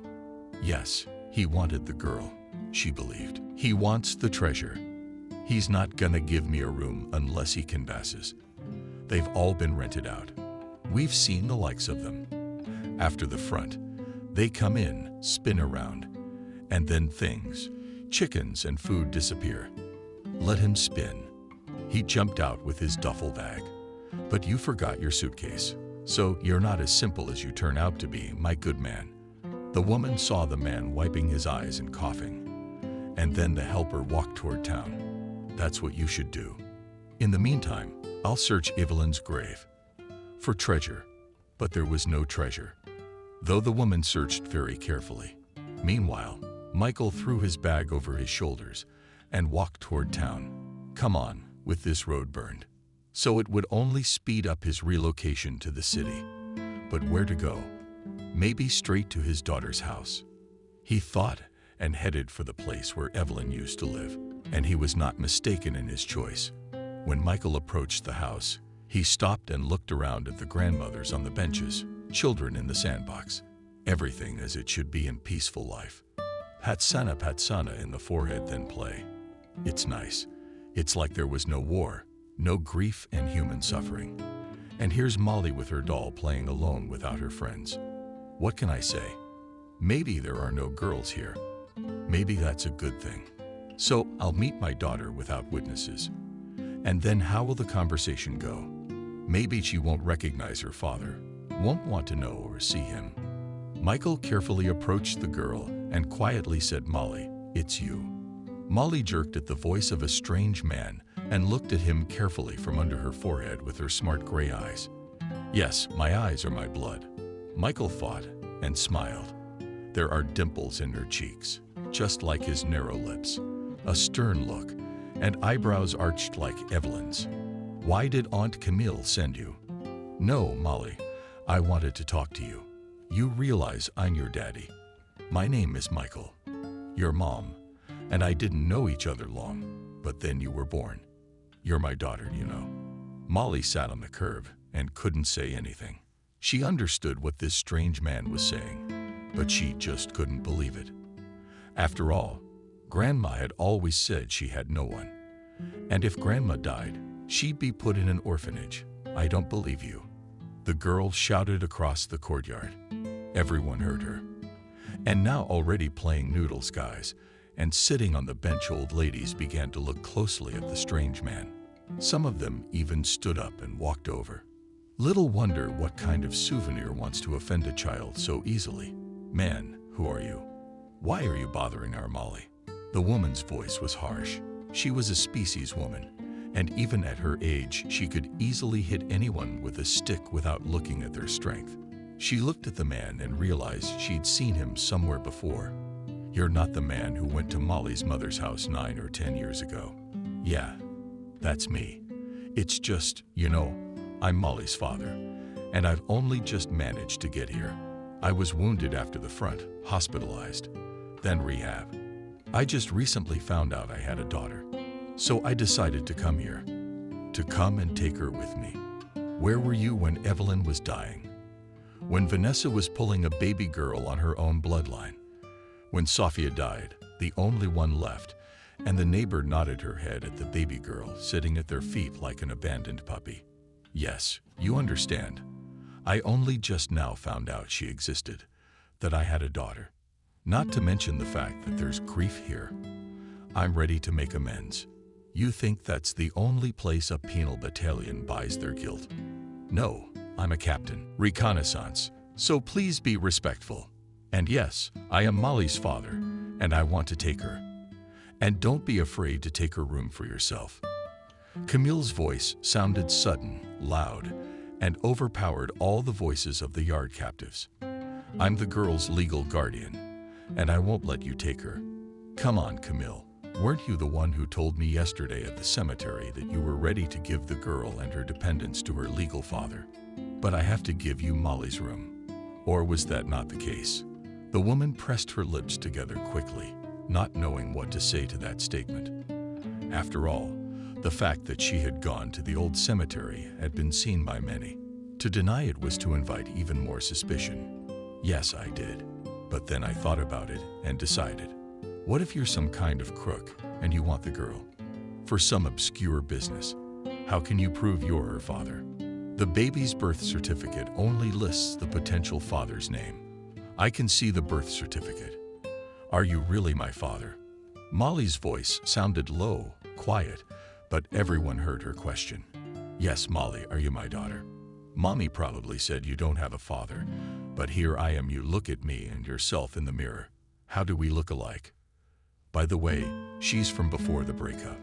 Well, your mom gave me this antique and magical pen mirror, and Michael pulled an antique mirror out of a duffel bag. It had a long stem made of golden metal. It glistened in the sunlight, casting bunny glints all over it. Wow, that's right. Real gold. Camille thought to herself, and stared at the antique. Must be worth a lot of money, huh? That bitch Vanessa. She said she had no money, and here she was giving away such things left and right. The mirror itself was made of real gold, and Evelyn gave it to Michael as a keepsake. Let there be something left of their inheritance. At that moment, the woman did not believe that they would be able to keep the wealth. The time was too hard and hungry. Although Michael carried it with him all through the war and in the post-war years without breaking or scratching it, now he showed it to his daughter. It's really my mom's mirror. My grandmother told me about it, although she always scolded my mother for giving the mirror without her permission. Well, it's true. You're a daddy. And the girl threw herself around Michael's neck, hugged him, and began kissing his stubble and floor and cheeks. The man simply could not restrain himself and also kissed and stroked his daughter's head, pouring tears, which did not shed for all the years of war. And what to hold back his emotions now? They had found each other and everything would be fine. Daddy, you won't put me in an orphanage for anything. We'll stay at your grandmother's and Mom's room for now. And then, citizen, show me your papers. The policeman was called by the neighbors. Not many people believed that Molly had found her father, or rather he had found her. It all looked too suspiciously good. Michael put his daughter on the ground and took the duffel bag off his shoulder. At the same time, he noticed with the corner of his eye how the policeman's hand twitched and reached for his gun. Yes, of course, the sergeant was in no hurry to pull out his gun. I'm from intelligence. Here are my passport and military ID. And he handed the documents to the policeman, who began to scrutinize them, checking the photo and the man's face. Yes, it looks like he really is a scout. Although on the one hand, after the war, there is no telling what kind of scum is coming into the city. But the policeman couldn't find anything to pick on the documents, and he asked what business he was in town on. Yes, you see, I was looking for my family, but I found only my daughter. So, citizen, let's go to the nearest police station. There we'll check your documents and the authenticity of your words. Maybe it's not your daughter at all, and you want to hurt her. But then Molly jumped into her father's arms and screamed, I'm not letting him go anywhere. He's my daddy. I don't have anyone else. I don't want to go to an orphanage. Don't listen to that girl. She's been living with her dead grandmother for a month. She must be out of her mind. When Camille said those words, Michael almost fainted. How could it be? A small child, and lived next to a corpse for a month. It just didn't make sense. What the hell are you doing? Inhumans, how could you let this little baby live next to a dead man? Even the Germans couldn't do that. Michael just didn't understand how it could happen that he picked up the little girl in his arms like that and looked at the policeman, nodding his head. Come on, brother, take us to your nearest station. We'll find a solution for these good neighbors. The policeman himself stood white as chalk from what he had heard. After all, even having been through the war, he could not imagine that in peacetime such a thing was possible. He nodded his head and led the father and daughter to the station. The girl put her arms around her father's neck and quietly moaned in his ear. "Daddy, you really won't leave me." "No, of course not, my dear child. I won't leave you. We'll live happily ever after in my new home. But don't tell anyone about the policy yet. There's a hidden treasure in my room with my mom and grandma. I'll tell you later." "Okay, but don't tell anyone else about it yet. That's what my grandmother told me. It's my pass to a better life." "It's okay, daughter, it's gonna be okay. Just don't worry." Already in the station, Michael and little Molly were given tea and porridge from the soldiers' canteen and sent to the office of the investigator, who was in charge of the case of the death of the grandmother of the girl's old Vanessa. "Well, tell me, Molly, who's that with you?" "That's my dad. He's going to take me and Nadia away from the orphanage." "That's good. But tell me, did Aunt Camille ever hurt you?" "Yes, she said all sorts of mean things about my mom and grandma. Then she threatened me that she would give me to the orphanage." "That's what she said." The investigator was surprised by the girl's words. Camille seemed really kind and friendly. "And now this." "Yes, she thought I was asleep, but I wasn't. I was lying quietly under the blanket, and I heard everything. Aunt Camille said she was going to put me in an orphanage. Let them starve me there, because I'm bursting. And then I froze to death from the cold there in winter. But I have a daddy now, and I'll go with him." "And where does your daddy intend to take the baby?" "I hope you have your own place." The investigator realized how serious and responsible this decision was. "Don't worry, comrade investigator. I'm from Siberia myself. I have my parents' house. I'll come back with my daughter and build the log cabin. But you understand, while I have to draw up the documents for my daughter, so that I could get the appropriate certificate and write it in my passport, I may live where her mother and grandmother lived. It's on Severny 32. The investigator looked in the records of the deceased Vanessa. "Yes, Uncle Investigator," Molly said quietly. "Mom and Grandma lived there with me. Let Daddy live there." The investigator spread his hands. After all, there were no grounds for refusal. He nodded his head and made appropriate notes in the file. He turned to Michael. "Let's do it this way. I'll take you home by car now. I'll get you in. We'll make sure everything's all right. You understand, Camille had custody of the girl as a neighbor, and she was already counting on getting this room. Don't worry, comrade investigator. I'll keep the room. Let her live and be happy. She has children of her own, and I don't need it. The only thing is, I ask you to let me sleep there a couple of nights. You know, I'll get everything in order, and then I'll go home." "All right, then let's go." The explorer put on his cap and waved his hand at Michael, saying, "Come with me." Half an hour later, Michael and Molly sat on the bed and heard Camille shouting indignantly. The woman, of course, was not too pleased that a stranger had thrown her out of the room with his presence and taken the girl away. And these are some kind of government benefits. And ration cards. Yes, how can you give him a child? Look at his face. Siberian. He's more like a convict on the run. Do you realize what kind of hands you're putting your child in? Aunt Camille, didn't you say you'd put me in an orphanage?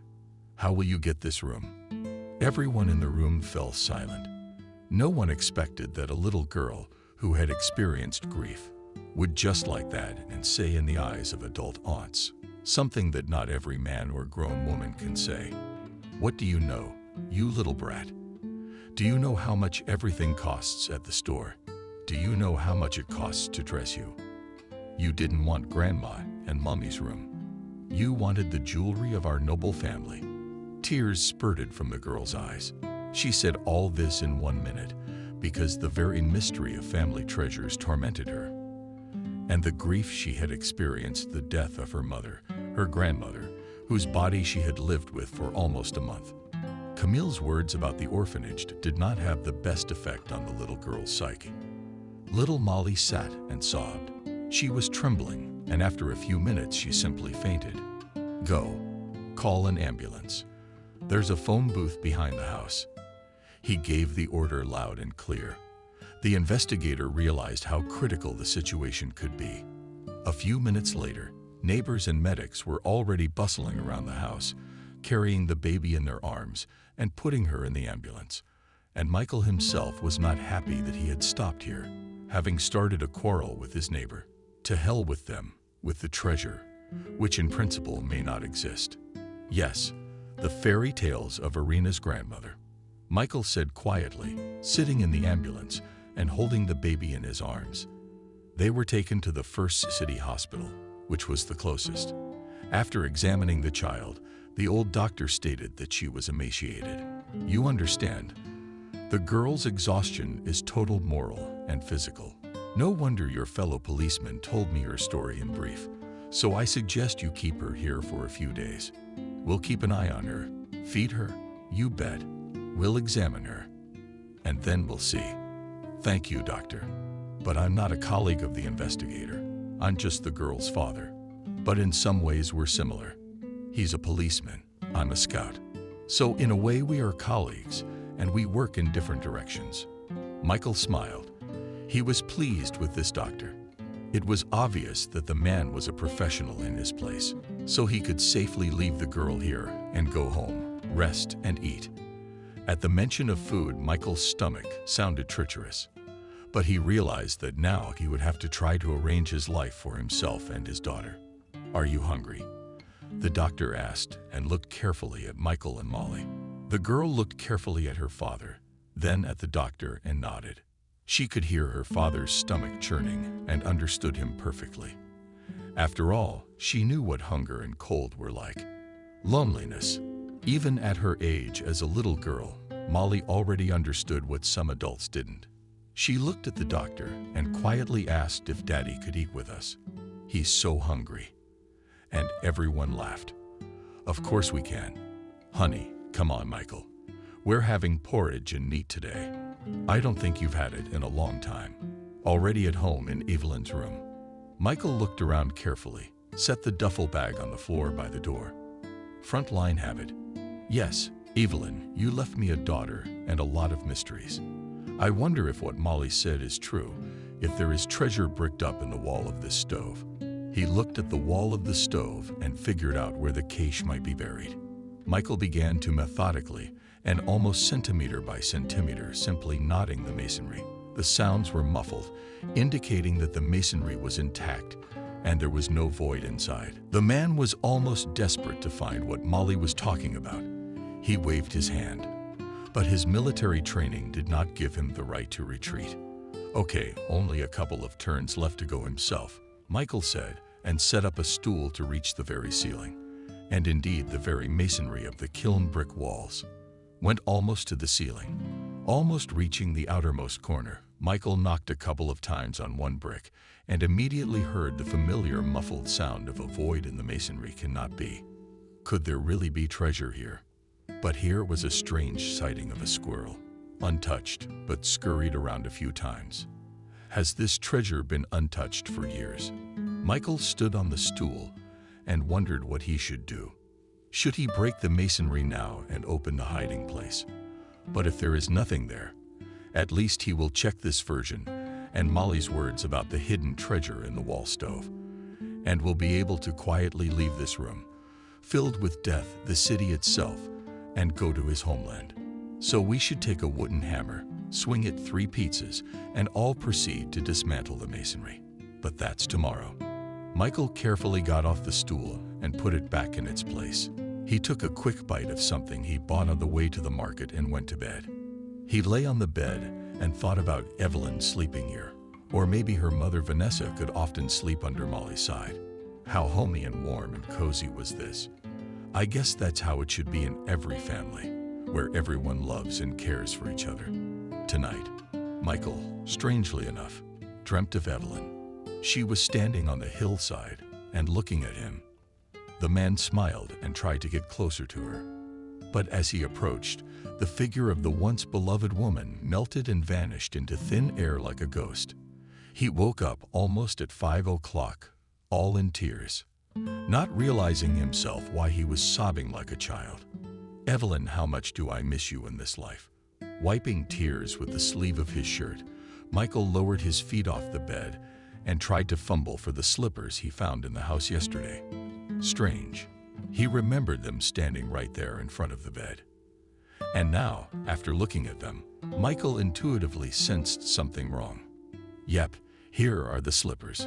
But for some strange reason, they were in their usual place by the door. That's odd. Maybe I went barefoot and simply did not remember it. The man rubbed his eyes with his hands and waved his head, chasing the dream away.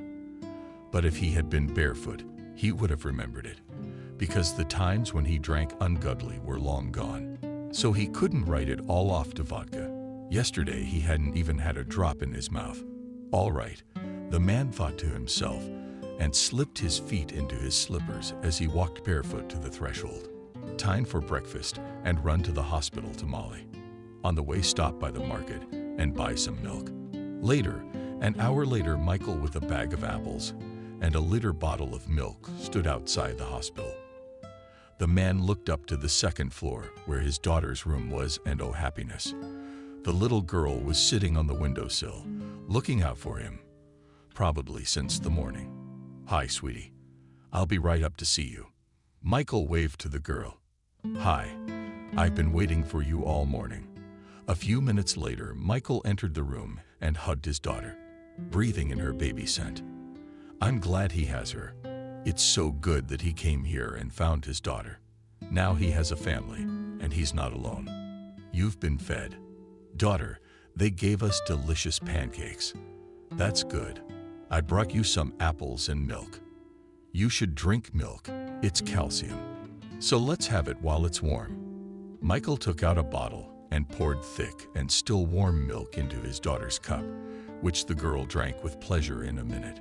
She set her cup down for him, and with a smile on her face asked her daddy, Can I still need a girl? Mine needs one. And Michael gladly poured another portion into his daughter's glass, watching her drink with appetite. He watched and realized that he would do anything for his daughter. He realized that for his daughter's sake, he would sell his soul to make sure Molly grew up well off and never denied herself anything. He looked at her and stroked her head, delighted with her smile, the sparkle in her eyes, and the fact that at least now he could make up for lost time. Thank you. It's popular to have such delicious milk. All right, Molly, you go ahead and get some rest. Build up your strength. Don't worry. And I'll go to all the authorities and get the paperwork done. Your daughter looked at Michael and grabbed his hand, afraid that he would leave and never come back. Don't worry. My daughter is back, and we will be together. You'll never go to the orphanage. Do you remember? The girl wanted to remind her father about the treasure in the wall, but was afraid that she might be heard. But the father realized what was bothering his daughter and cautioned. He also put his finger to his lips. I remember everything. You don't have to worry, sweetheart. Today I will go to social services and passport office, and in the evening I will stop by and bring you ice cream. Do you like ice cream? Her daughter nodded happily and pulled her arms toward her father. Michael happily picked her up and kissed her and returned her to the bed. He had to go through the instances first and then sort out the personal clutch. Little wonder how much time he and his daughter had left. What if they could leave as early as tomorrow? And the neighbor Camille and her attention to square meters did not give rest. By lunchtime, Michael had already bypassed all the authorities and quickly formalized all the documents for his daughter. And in this helped not only his combat experience and the grip of the scout, but also tears and promises of promises. You can't do much to get your child back. Yeah, Michael thought. He'd never felt such happiness before. "Good afternoon, Michael. How's Molly?" Camille's voice, suddenly coming from around the corner, brought the man back to earth. "Well, if you're interested in her condition, and not in square meters, I can show you what room she's in. It's of interest to you. You took such good care of her." The woman pressed her lips together and said nothing, rapidly pushed into the entryway, tapping her heels on the wooden floor. "Yeah, you can't say anything. I'm surprised the kids didn't take after their mother. They seem like nice kids. All right, I'll just wish her luck in her quest and valiant endeavors." "Totally." Sama meekly walked into the entryway and went to her room. He had to sort out his documents, cook something tasty for his daughter, and visit her in the hospital. And in the evening, the man stood in the kitchen at the stove and thought how to quietly and discreetly dismantle the walls. After all, if you start banging in the evening, it will certainly attract the attention of neighbors. And if you do it right now, knock on the table first as if repairing it. And then already, "Michael, good afternoon. You can't help me." Klitschko's voice called him out of his thoughts. "Yes, Jenna, anything I can do to help." Jenna was a local Mali theater prima donna, performing at street concerts with numbers, singing, sometimes showing tricks. Michael looked at her and understood that Jenna was a person from the category of theatrical bohemia, and such concepts as hammering a nail into a wall or fixing a Primus something incredible. "Michael, you realize I have a wobbly chair and I need to fix it. You can help me." "No problem. Jenna, I can fix it. I'll just get my lunch ready and then I'll get started. Do you mind?" The girl smiled sweetly and, looking at Michael, asked quietly how Molly was doing. "If necessary, I can get medicine, groceries. You do not think anything bad. My fans are more than willing to help." "Thank you, Jenna. Nothing yet, but I'll keep that in mind. I'll definitely come to your place sometime." She nodded and went to her room with light steps. It's not weighty. Within 15 minutes, there was already a cooked lunch on the table in the room. And in front of him was the very chair that should have been repaired. Inspecting the unpretentious piece of furniture, the man realized that simply rocked the nuts, which were terminated legs to the seat. But it was necessary to create the appearance of work and noise. So he frantically began to bang on the table. You can't think of anything for fun. It's a lot of fun, though. Maybe there really are jewels hidden in there. It will help him not only to help his daughter, but also to build the log cabin he's been dreaming of for a long time. Then he'll buy some animals and give his daughter enough milk to drink. So we've made a little noise. Now we can start the new wall. The man carefully took a stool and put it under the wall. Started just knotting the upper rows of masonry. Here it is the place where the wooden hammer wrapped around and into the rag. Made a thud. That's where the flower, scarlet, and Michael began to break the wall with clear blows, trying not to make noise. The brick was already old. Time is not sparing anyone, and it was not taken from this masonry, so it gave in easily. In the resulting hole, the man carefully squeezed his hand and inside the niche felt the end. Yes, you can't pull out such a thing, but maybe it will be possible to open it and just pull out all the stuffing from there. Fumbling for the lock, which was surprisingly simple for a slit, Michael pressed it, and the mechanism easily threw the lid off. It couldn't be that simple, but immediately the man put his hand inside the chest and felt the cold metal. Well, there you have it, noble jewelry. Now Molly and I are going to make a life. And he stretched out a handful of chains and rings of clones. It all glittered with yellow metal and blinded the eyes with bright shimmers of precious stones. It was mesmerizing. Sure, he'd heard of all sorts of enchanted treasures, jewels enriched with blood, but this was really mesmerizing. "Michael, you're all right." A knock on the door and a ringing voice brought him out of his stupor. "Yes, Jenna, I'm sorry. I can't get it open. Hands in the grease greasing the screws on your desk so it won't snap." "Oh, thank you. But I'll come back later. Come on in." An hour later, the man stood like a statue on a stool and listened to the steps of the theater prima donna, praying to himself that someone else did not come and knocked on his door.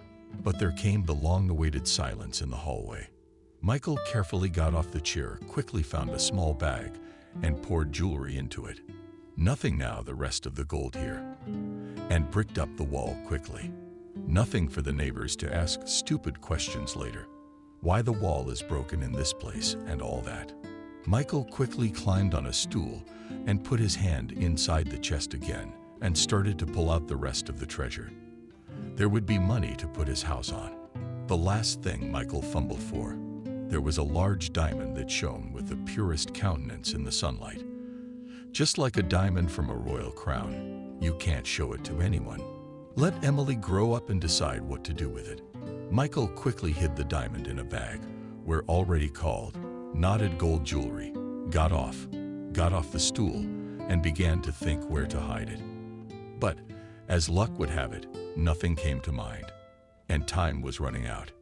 It was necessary not only to keep the treasure safely, but also to fix the hole in the wall. Aha! I guess I'll just hide the treasure in Molly's toy bear for now. I'll hide it later. Now we need to fix the wall and give this actress her chair. Quickly completing the task, Michael was just about to pick up the repaired table, just as there was another knock on the door. Michael, it's Jenna.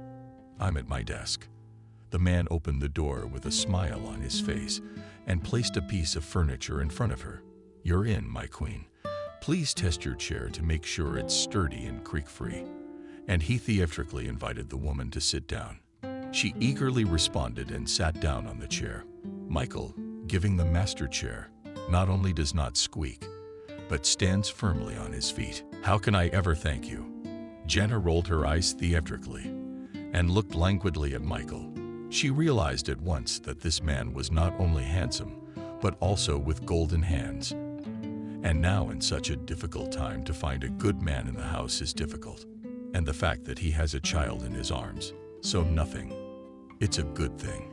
You won't have to get pregnant and spoil your figure. I've got it all. I'll have chicken broth for tomorrow, please. I got some homemade chicken for the occasion. I can share half of it with you. Oh, Michael, you're not only responsible, but you're also responsible. That's fine. But then you'll have to come over for lunch, because I'll need to get some broth for Molly as well as myself. How's the poor girl? She's fine. She's not poor. I'm almost done with the paperwork. And then the man bit his tongue. What's he talking about? The old fool. God forbid. Now there will be unnecessary questions about what and how. He quickly said goodbye to Jenna and just put her out with a chair in the hallway, apologizing like a first grader. Jenna, excuse me. I have to change and go to my daughter's hospital. Having closed the door on a lock, the man quickly looked around the room, threw a glance at the masonry plastered in the wall, and thought that it was worth it, probably, to break the whole wall to make this place stand out. Quickly prepare the solution. Michael whitened the stove and opened the windows. Let ventilate the eggs, and only at that moment he saw Camille watching his windows. Camille, good afternoon. Would you like to come with me to see Molly at the hospital? I'm just about to go. The woman felt a twinge at the words. She'd heard Jenna come to see Michael, asking him to fix a chair, banging on a hammer, and then flirting with that theatrical puppet. Is her room being claimed by this Fifa? No. But when Michael defeated the sad wall and opened the window to see her watching him, Camille was frightened. She's going to get suspicious if she doesn't want to get out of the room. And she had every right to. Next time, I'm in a hurry. I'll bring you guys a delivery for Molly tonight, and I'll do some recon. What did you do in the room? Is everything in place? Sure, come and have tea on the floor and we'll talk. Tea for you. What about wasting sugar on her? I will. You didn't even give the little girl a handful of candy yourself, and everyone's looking. Everybody's looking for something. Maybe she knows about the treasure too. Then I can see why she's holding on to that square footage. Probably guesses that Vanessa might have kept jewelry in the room. But I'm ahead of you, Nadia. You don't want to get your hands on other people's stuff, especially if it's Molly's legal money. I'll use it to put my daughter back on her feet." After closing the door, Michael went to the hospital. The girl must have been waiting for her sister. She's probably sitting on the windowsill like this morning. You shouldn't keep a child waiting. Besides, he had every reason to make the little girl happy. The papers would be ready in a couple of days, and they could leave this terrible place. Michael, as he expected, saw Molly sitting on the windowsill. When she saw her father, there was no limit to her joy. And no wonder. With the death of her mother and grandmother, she had practically lost Camille. Not just to stay here in this house, but to have a family and people close to her. Now she had found a father. Michael was like she often drew him in her dreams, a brawny military man with the same hair, color, with white ride like her gray eyes and strong hugs. The girl did not even doubt for a moment that Michael was her father. She recognized in him by an inner instinct the kindred man who had come to take her to Siberia. She knew that it was cold there, that the land itself was harsh and not always welcoming to newcomers. But the girl gave herself a vow to conquer these harsh expanses. Just like now, she sat on the windowsill and dreamed while waiting for her father. "I want to be a researcher, or maybe I'll be an animal doctor or a military officer like my father." She closed her eyes and mentally imagined how she and Michael would live in their new house, where she would have her own separate room, her own bed, table, and textbooks. Here in this corner she would put the floors of books, and here the table on the windowsill would surely be a red geranium. It was pleasant for her to think. To dream like this and wait for her father. And here he would be. Molly waved her arms and almost fell off the windowsill. She was scared, but at the same minute she remembered that her father was beside her. He would always pick her up on his arm, even if she fell from the second floor. "Molly, please be careful." Michael's heart clenched when the girl almost fell out of the window. He probably wouldn't have survived such a tragedy. No, he knew for sure he'd pick her up. "But Daddy, I've waited so long for you. I'm here. Don't worry. I brought you dinner and Lopo's ice cream before it melts. How are you feeling?" "Good, Dad. That makes my little boy happy." "Now listen to me carefully. I'm almost done with all the paperwork. Your birth certificate, where I'll be registered as your father. It's almost done. I'll pick it up one of these days. And there's one more thing." The man looked around carefully, afraid that he was being overheard, but he was alone in the room with his daughter. He got up and opened the door and looked around the corridor. "Daughter, don't worry. I found what you told me about." Treasure Molly almost jumped up on the bed, but Michael managed to pick her up in time and cover her mouth with the palm of his hand. "Don't scream or they might hear us," the man said. "I'm sorry, so there really was treasure in there. Grandma wasn't lying. And you're doubting your grandmother's word." Michael smiled and stroked her head. "No, not at all." The girl shook her head cheerfully. And only at that moment she realized that her life had changed dramatically. "Daddy, when we go to your place, I'll have a new school. Friends, of course you'll have a new school, friends, and a new home. You want to live with me, don't you?" Michael looked carefully at this lovely creature who had changed his life so suddenly. Very much. A week later, Michael and Molly packed their belongings into 2 small suitcases and quietly left the room in the early morning. Michael scrutinized his temporary shelter once again, and for some reason, for the first time in his life, he crossed himself on the threshold. That was it. Now he could leave here and never come to this town again. He carefully, so as not to wake the neighbors, closed the door, locked the lock with 2 turns of the key, and put it under the mat. This was what he had promised his neighbor Camille, with whom it had been agreed that the room would remain hers. The latter, of course, was delighted. But even more, she rubbed Camille's nose in the fact that she would be able to find hidden treasures in it. But that was it. "Molly, we're leaving.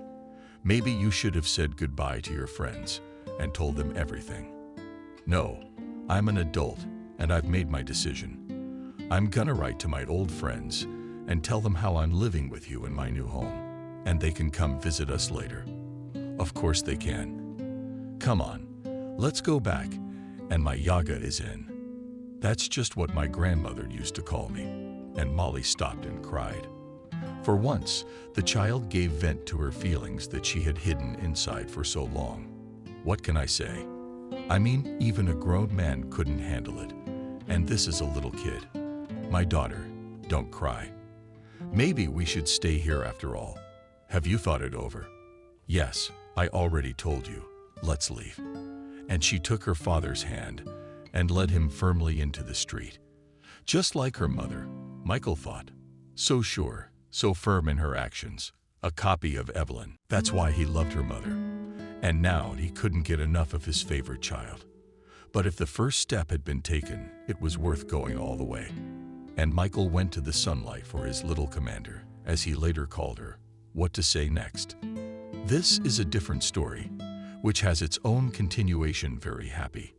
And every participant in the story got his well-deserved reward.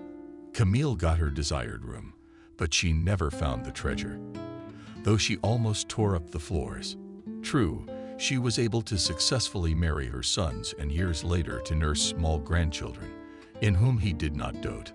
Michael, as he wanted, was able to successfully sell some of the jewelry, and for quite a lot of money to build a house and get a job in his native Siberian village forester. He loved these places, although many people said that it was a harsh land. But only here are born real heroes. He loved his work and his daughter, whom his relatives accepted with great joy.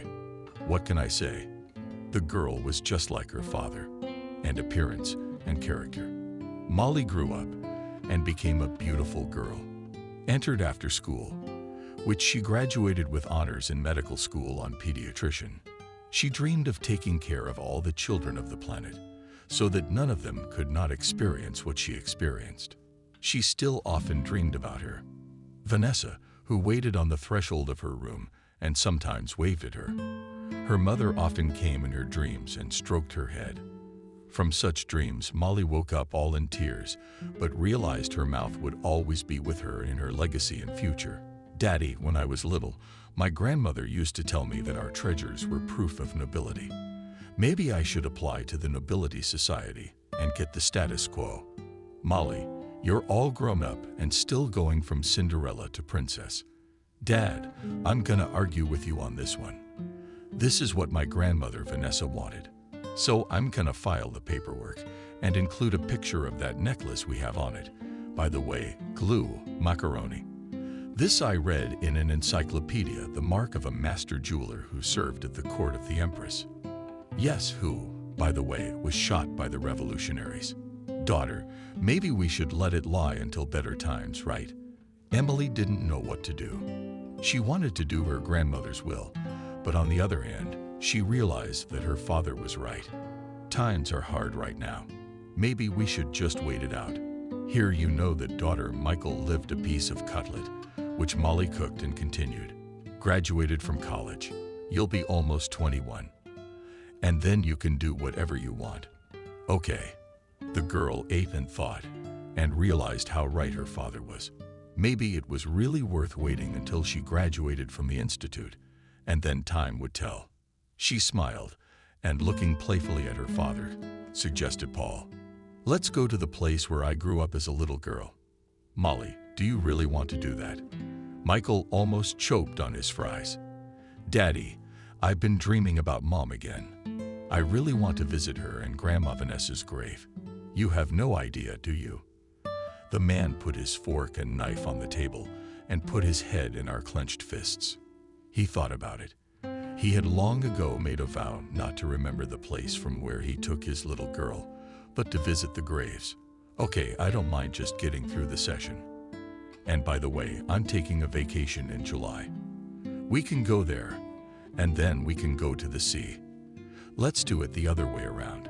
Michael did not understand, looked at his daughter, asking a mute question. How?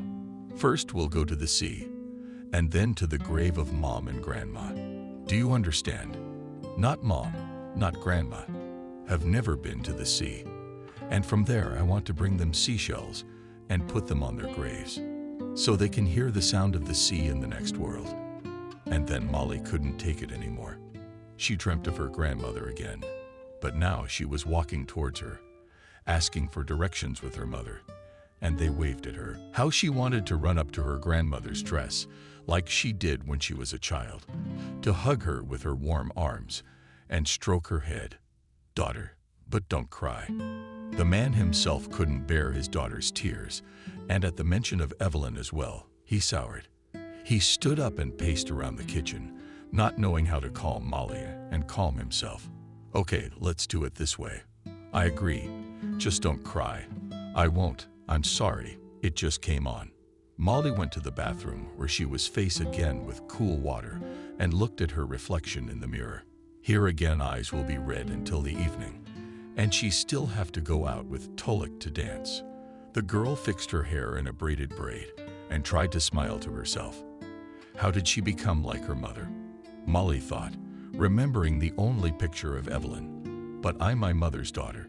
She went into the kitchen, where Michael stood by the open window, smoking. On the table was an empty shot glass and a cob, a bottle of cognac. Dad, what were you drinking? Michael himself did not like this business, but now he was so eager to drink just a shot, so to speak, and to memorialize the admirers, that while his daughter was in the bathroom, he could not resist, took out a sealed bottle of cognac from the refrigerator and poured himself a shot. Yes, sorry, I just couldn't help but remember our dead. Did you say the right thing about the sea? We'll bring them presents. Let them be happy for you and me. Everything will be fine with you. The train rushed and brought in a compartment of father and daughter who were happy and tanned from the sea.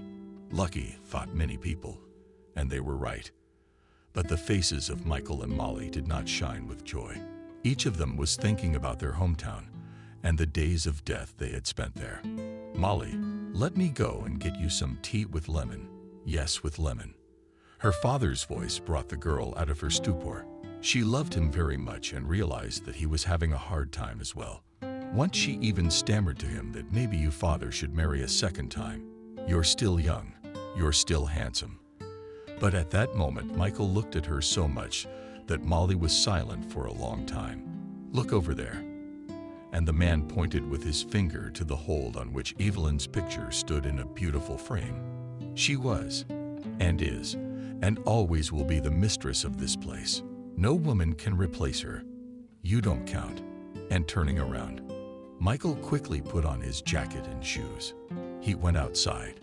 It was autumn, but he did not notice the passing rain, not the cold dampness that took to the bones.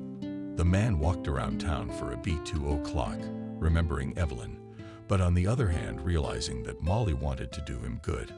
Returning home, he shouted Molly from the doorstep, "You're home." "Yes, Daddy. I'm sorry. I didn't mean to hurt you, did I?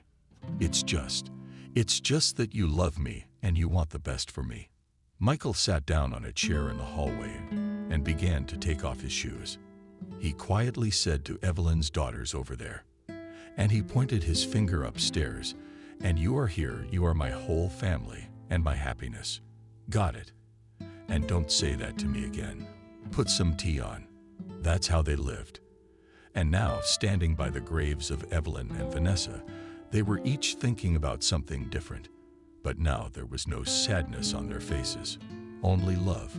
"Mom, Grandma, I brought you seashells and your favorite flowers, cornflowers, and for you, Mom, and for you, Grandma, peonies. Good afternoon, Evelyn, and good afternoon to you, Grandma Vanessa, and look at your granddaughter, beautiful future doctor. I didn't abandon her, as many people thought, but raised her to be a beauty." A tear traitorously rolled down to my eyes. The man tried to hold back, but could not. He put candy and cookies on the graves and walked away, wiping his eyes with a handkerchief. Michael has become sentimental. Don't cry. Look over there, my daughter pointed to the sky. There's a pair of white swans surrounding it. That's our grandma and mom, really, Dad. It can't be otherwise. Let's go to the hotel. It's getting dark. We have an early train tomorrow.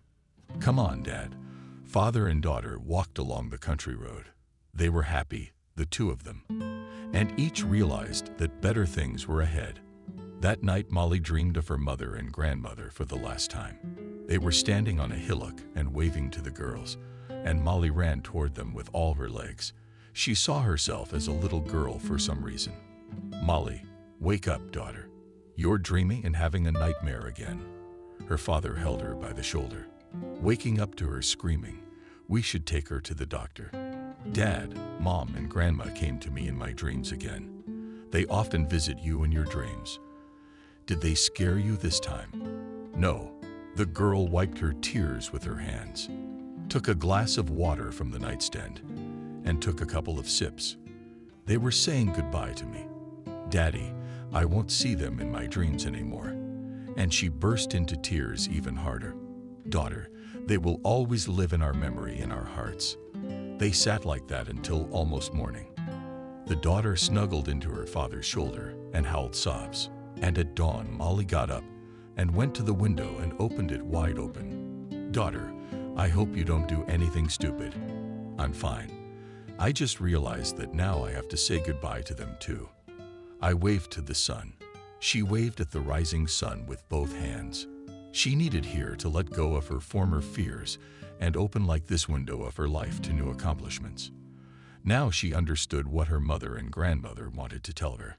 "Thank you, my family. I will always remember and love you." They drove home, and all the way home, of the girl's face.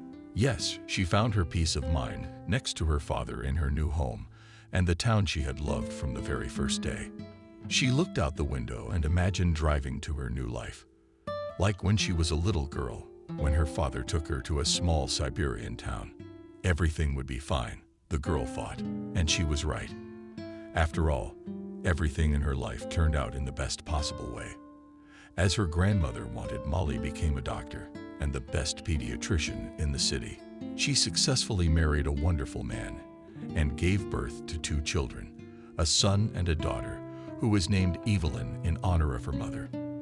But she did not apply to join the noble society, reasoned that maybe it is not worth stirring up the past, and if I want to become a noblewoman, I can always do it. And now she met her husband from work and set a delicious dinner on the table. Why stir up the past? Let it be there behind the threshold, and here will always be warm and cozy.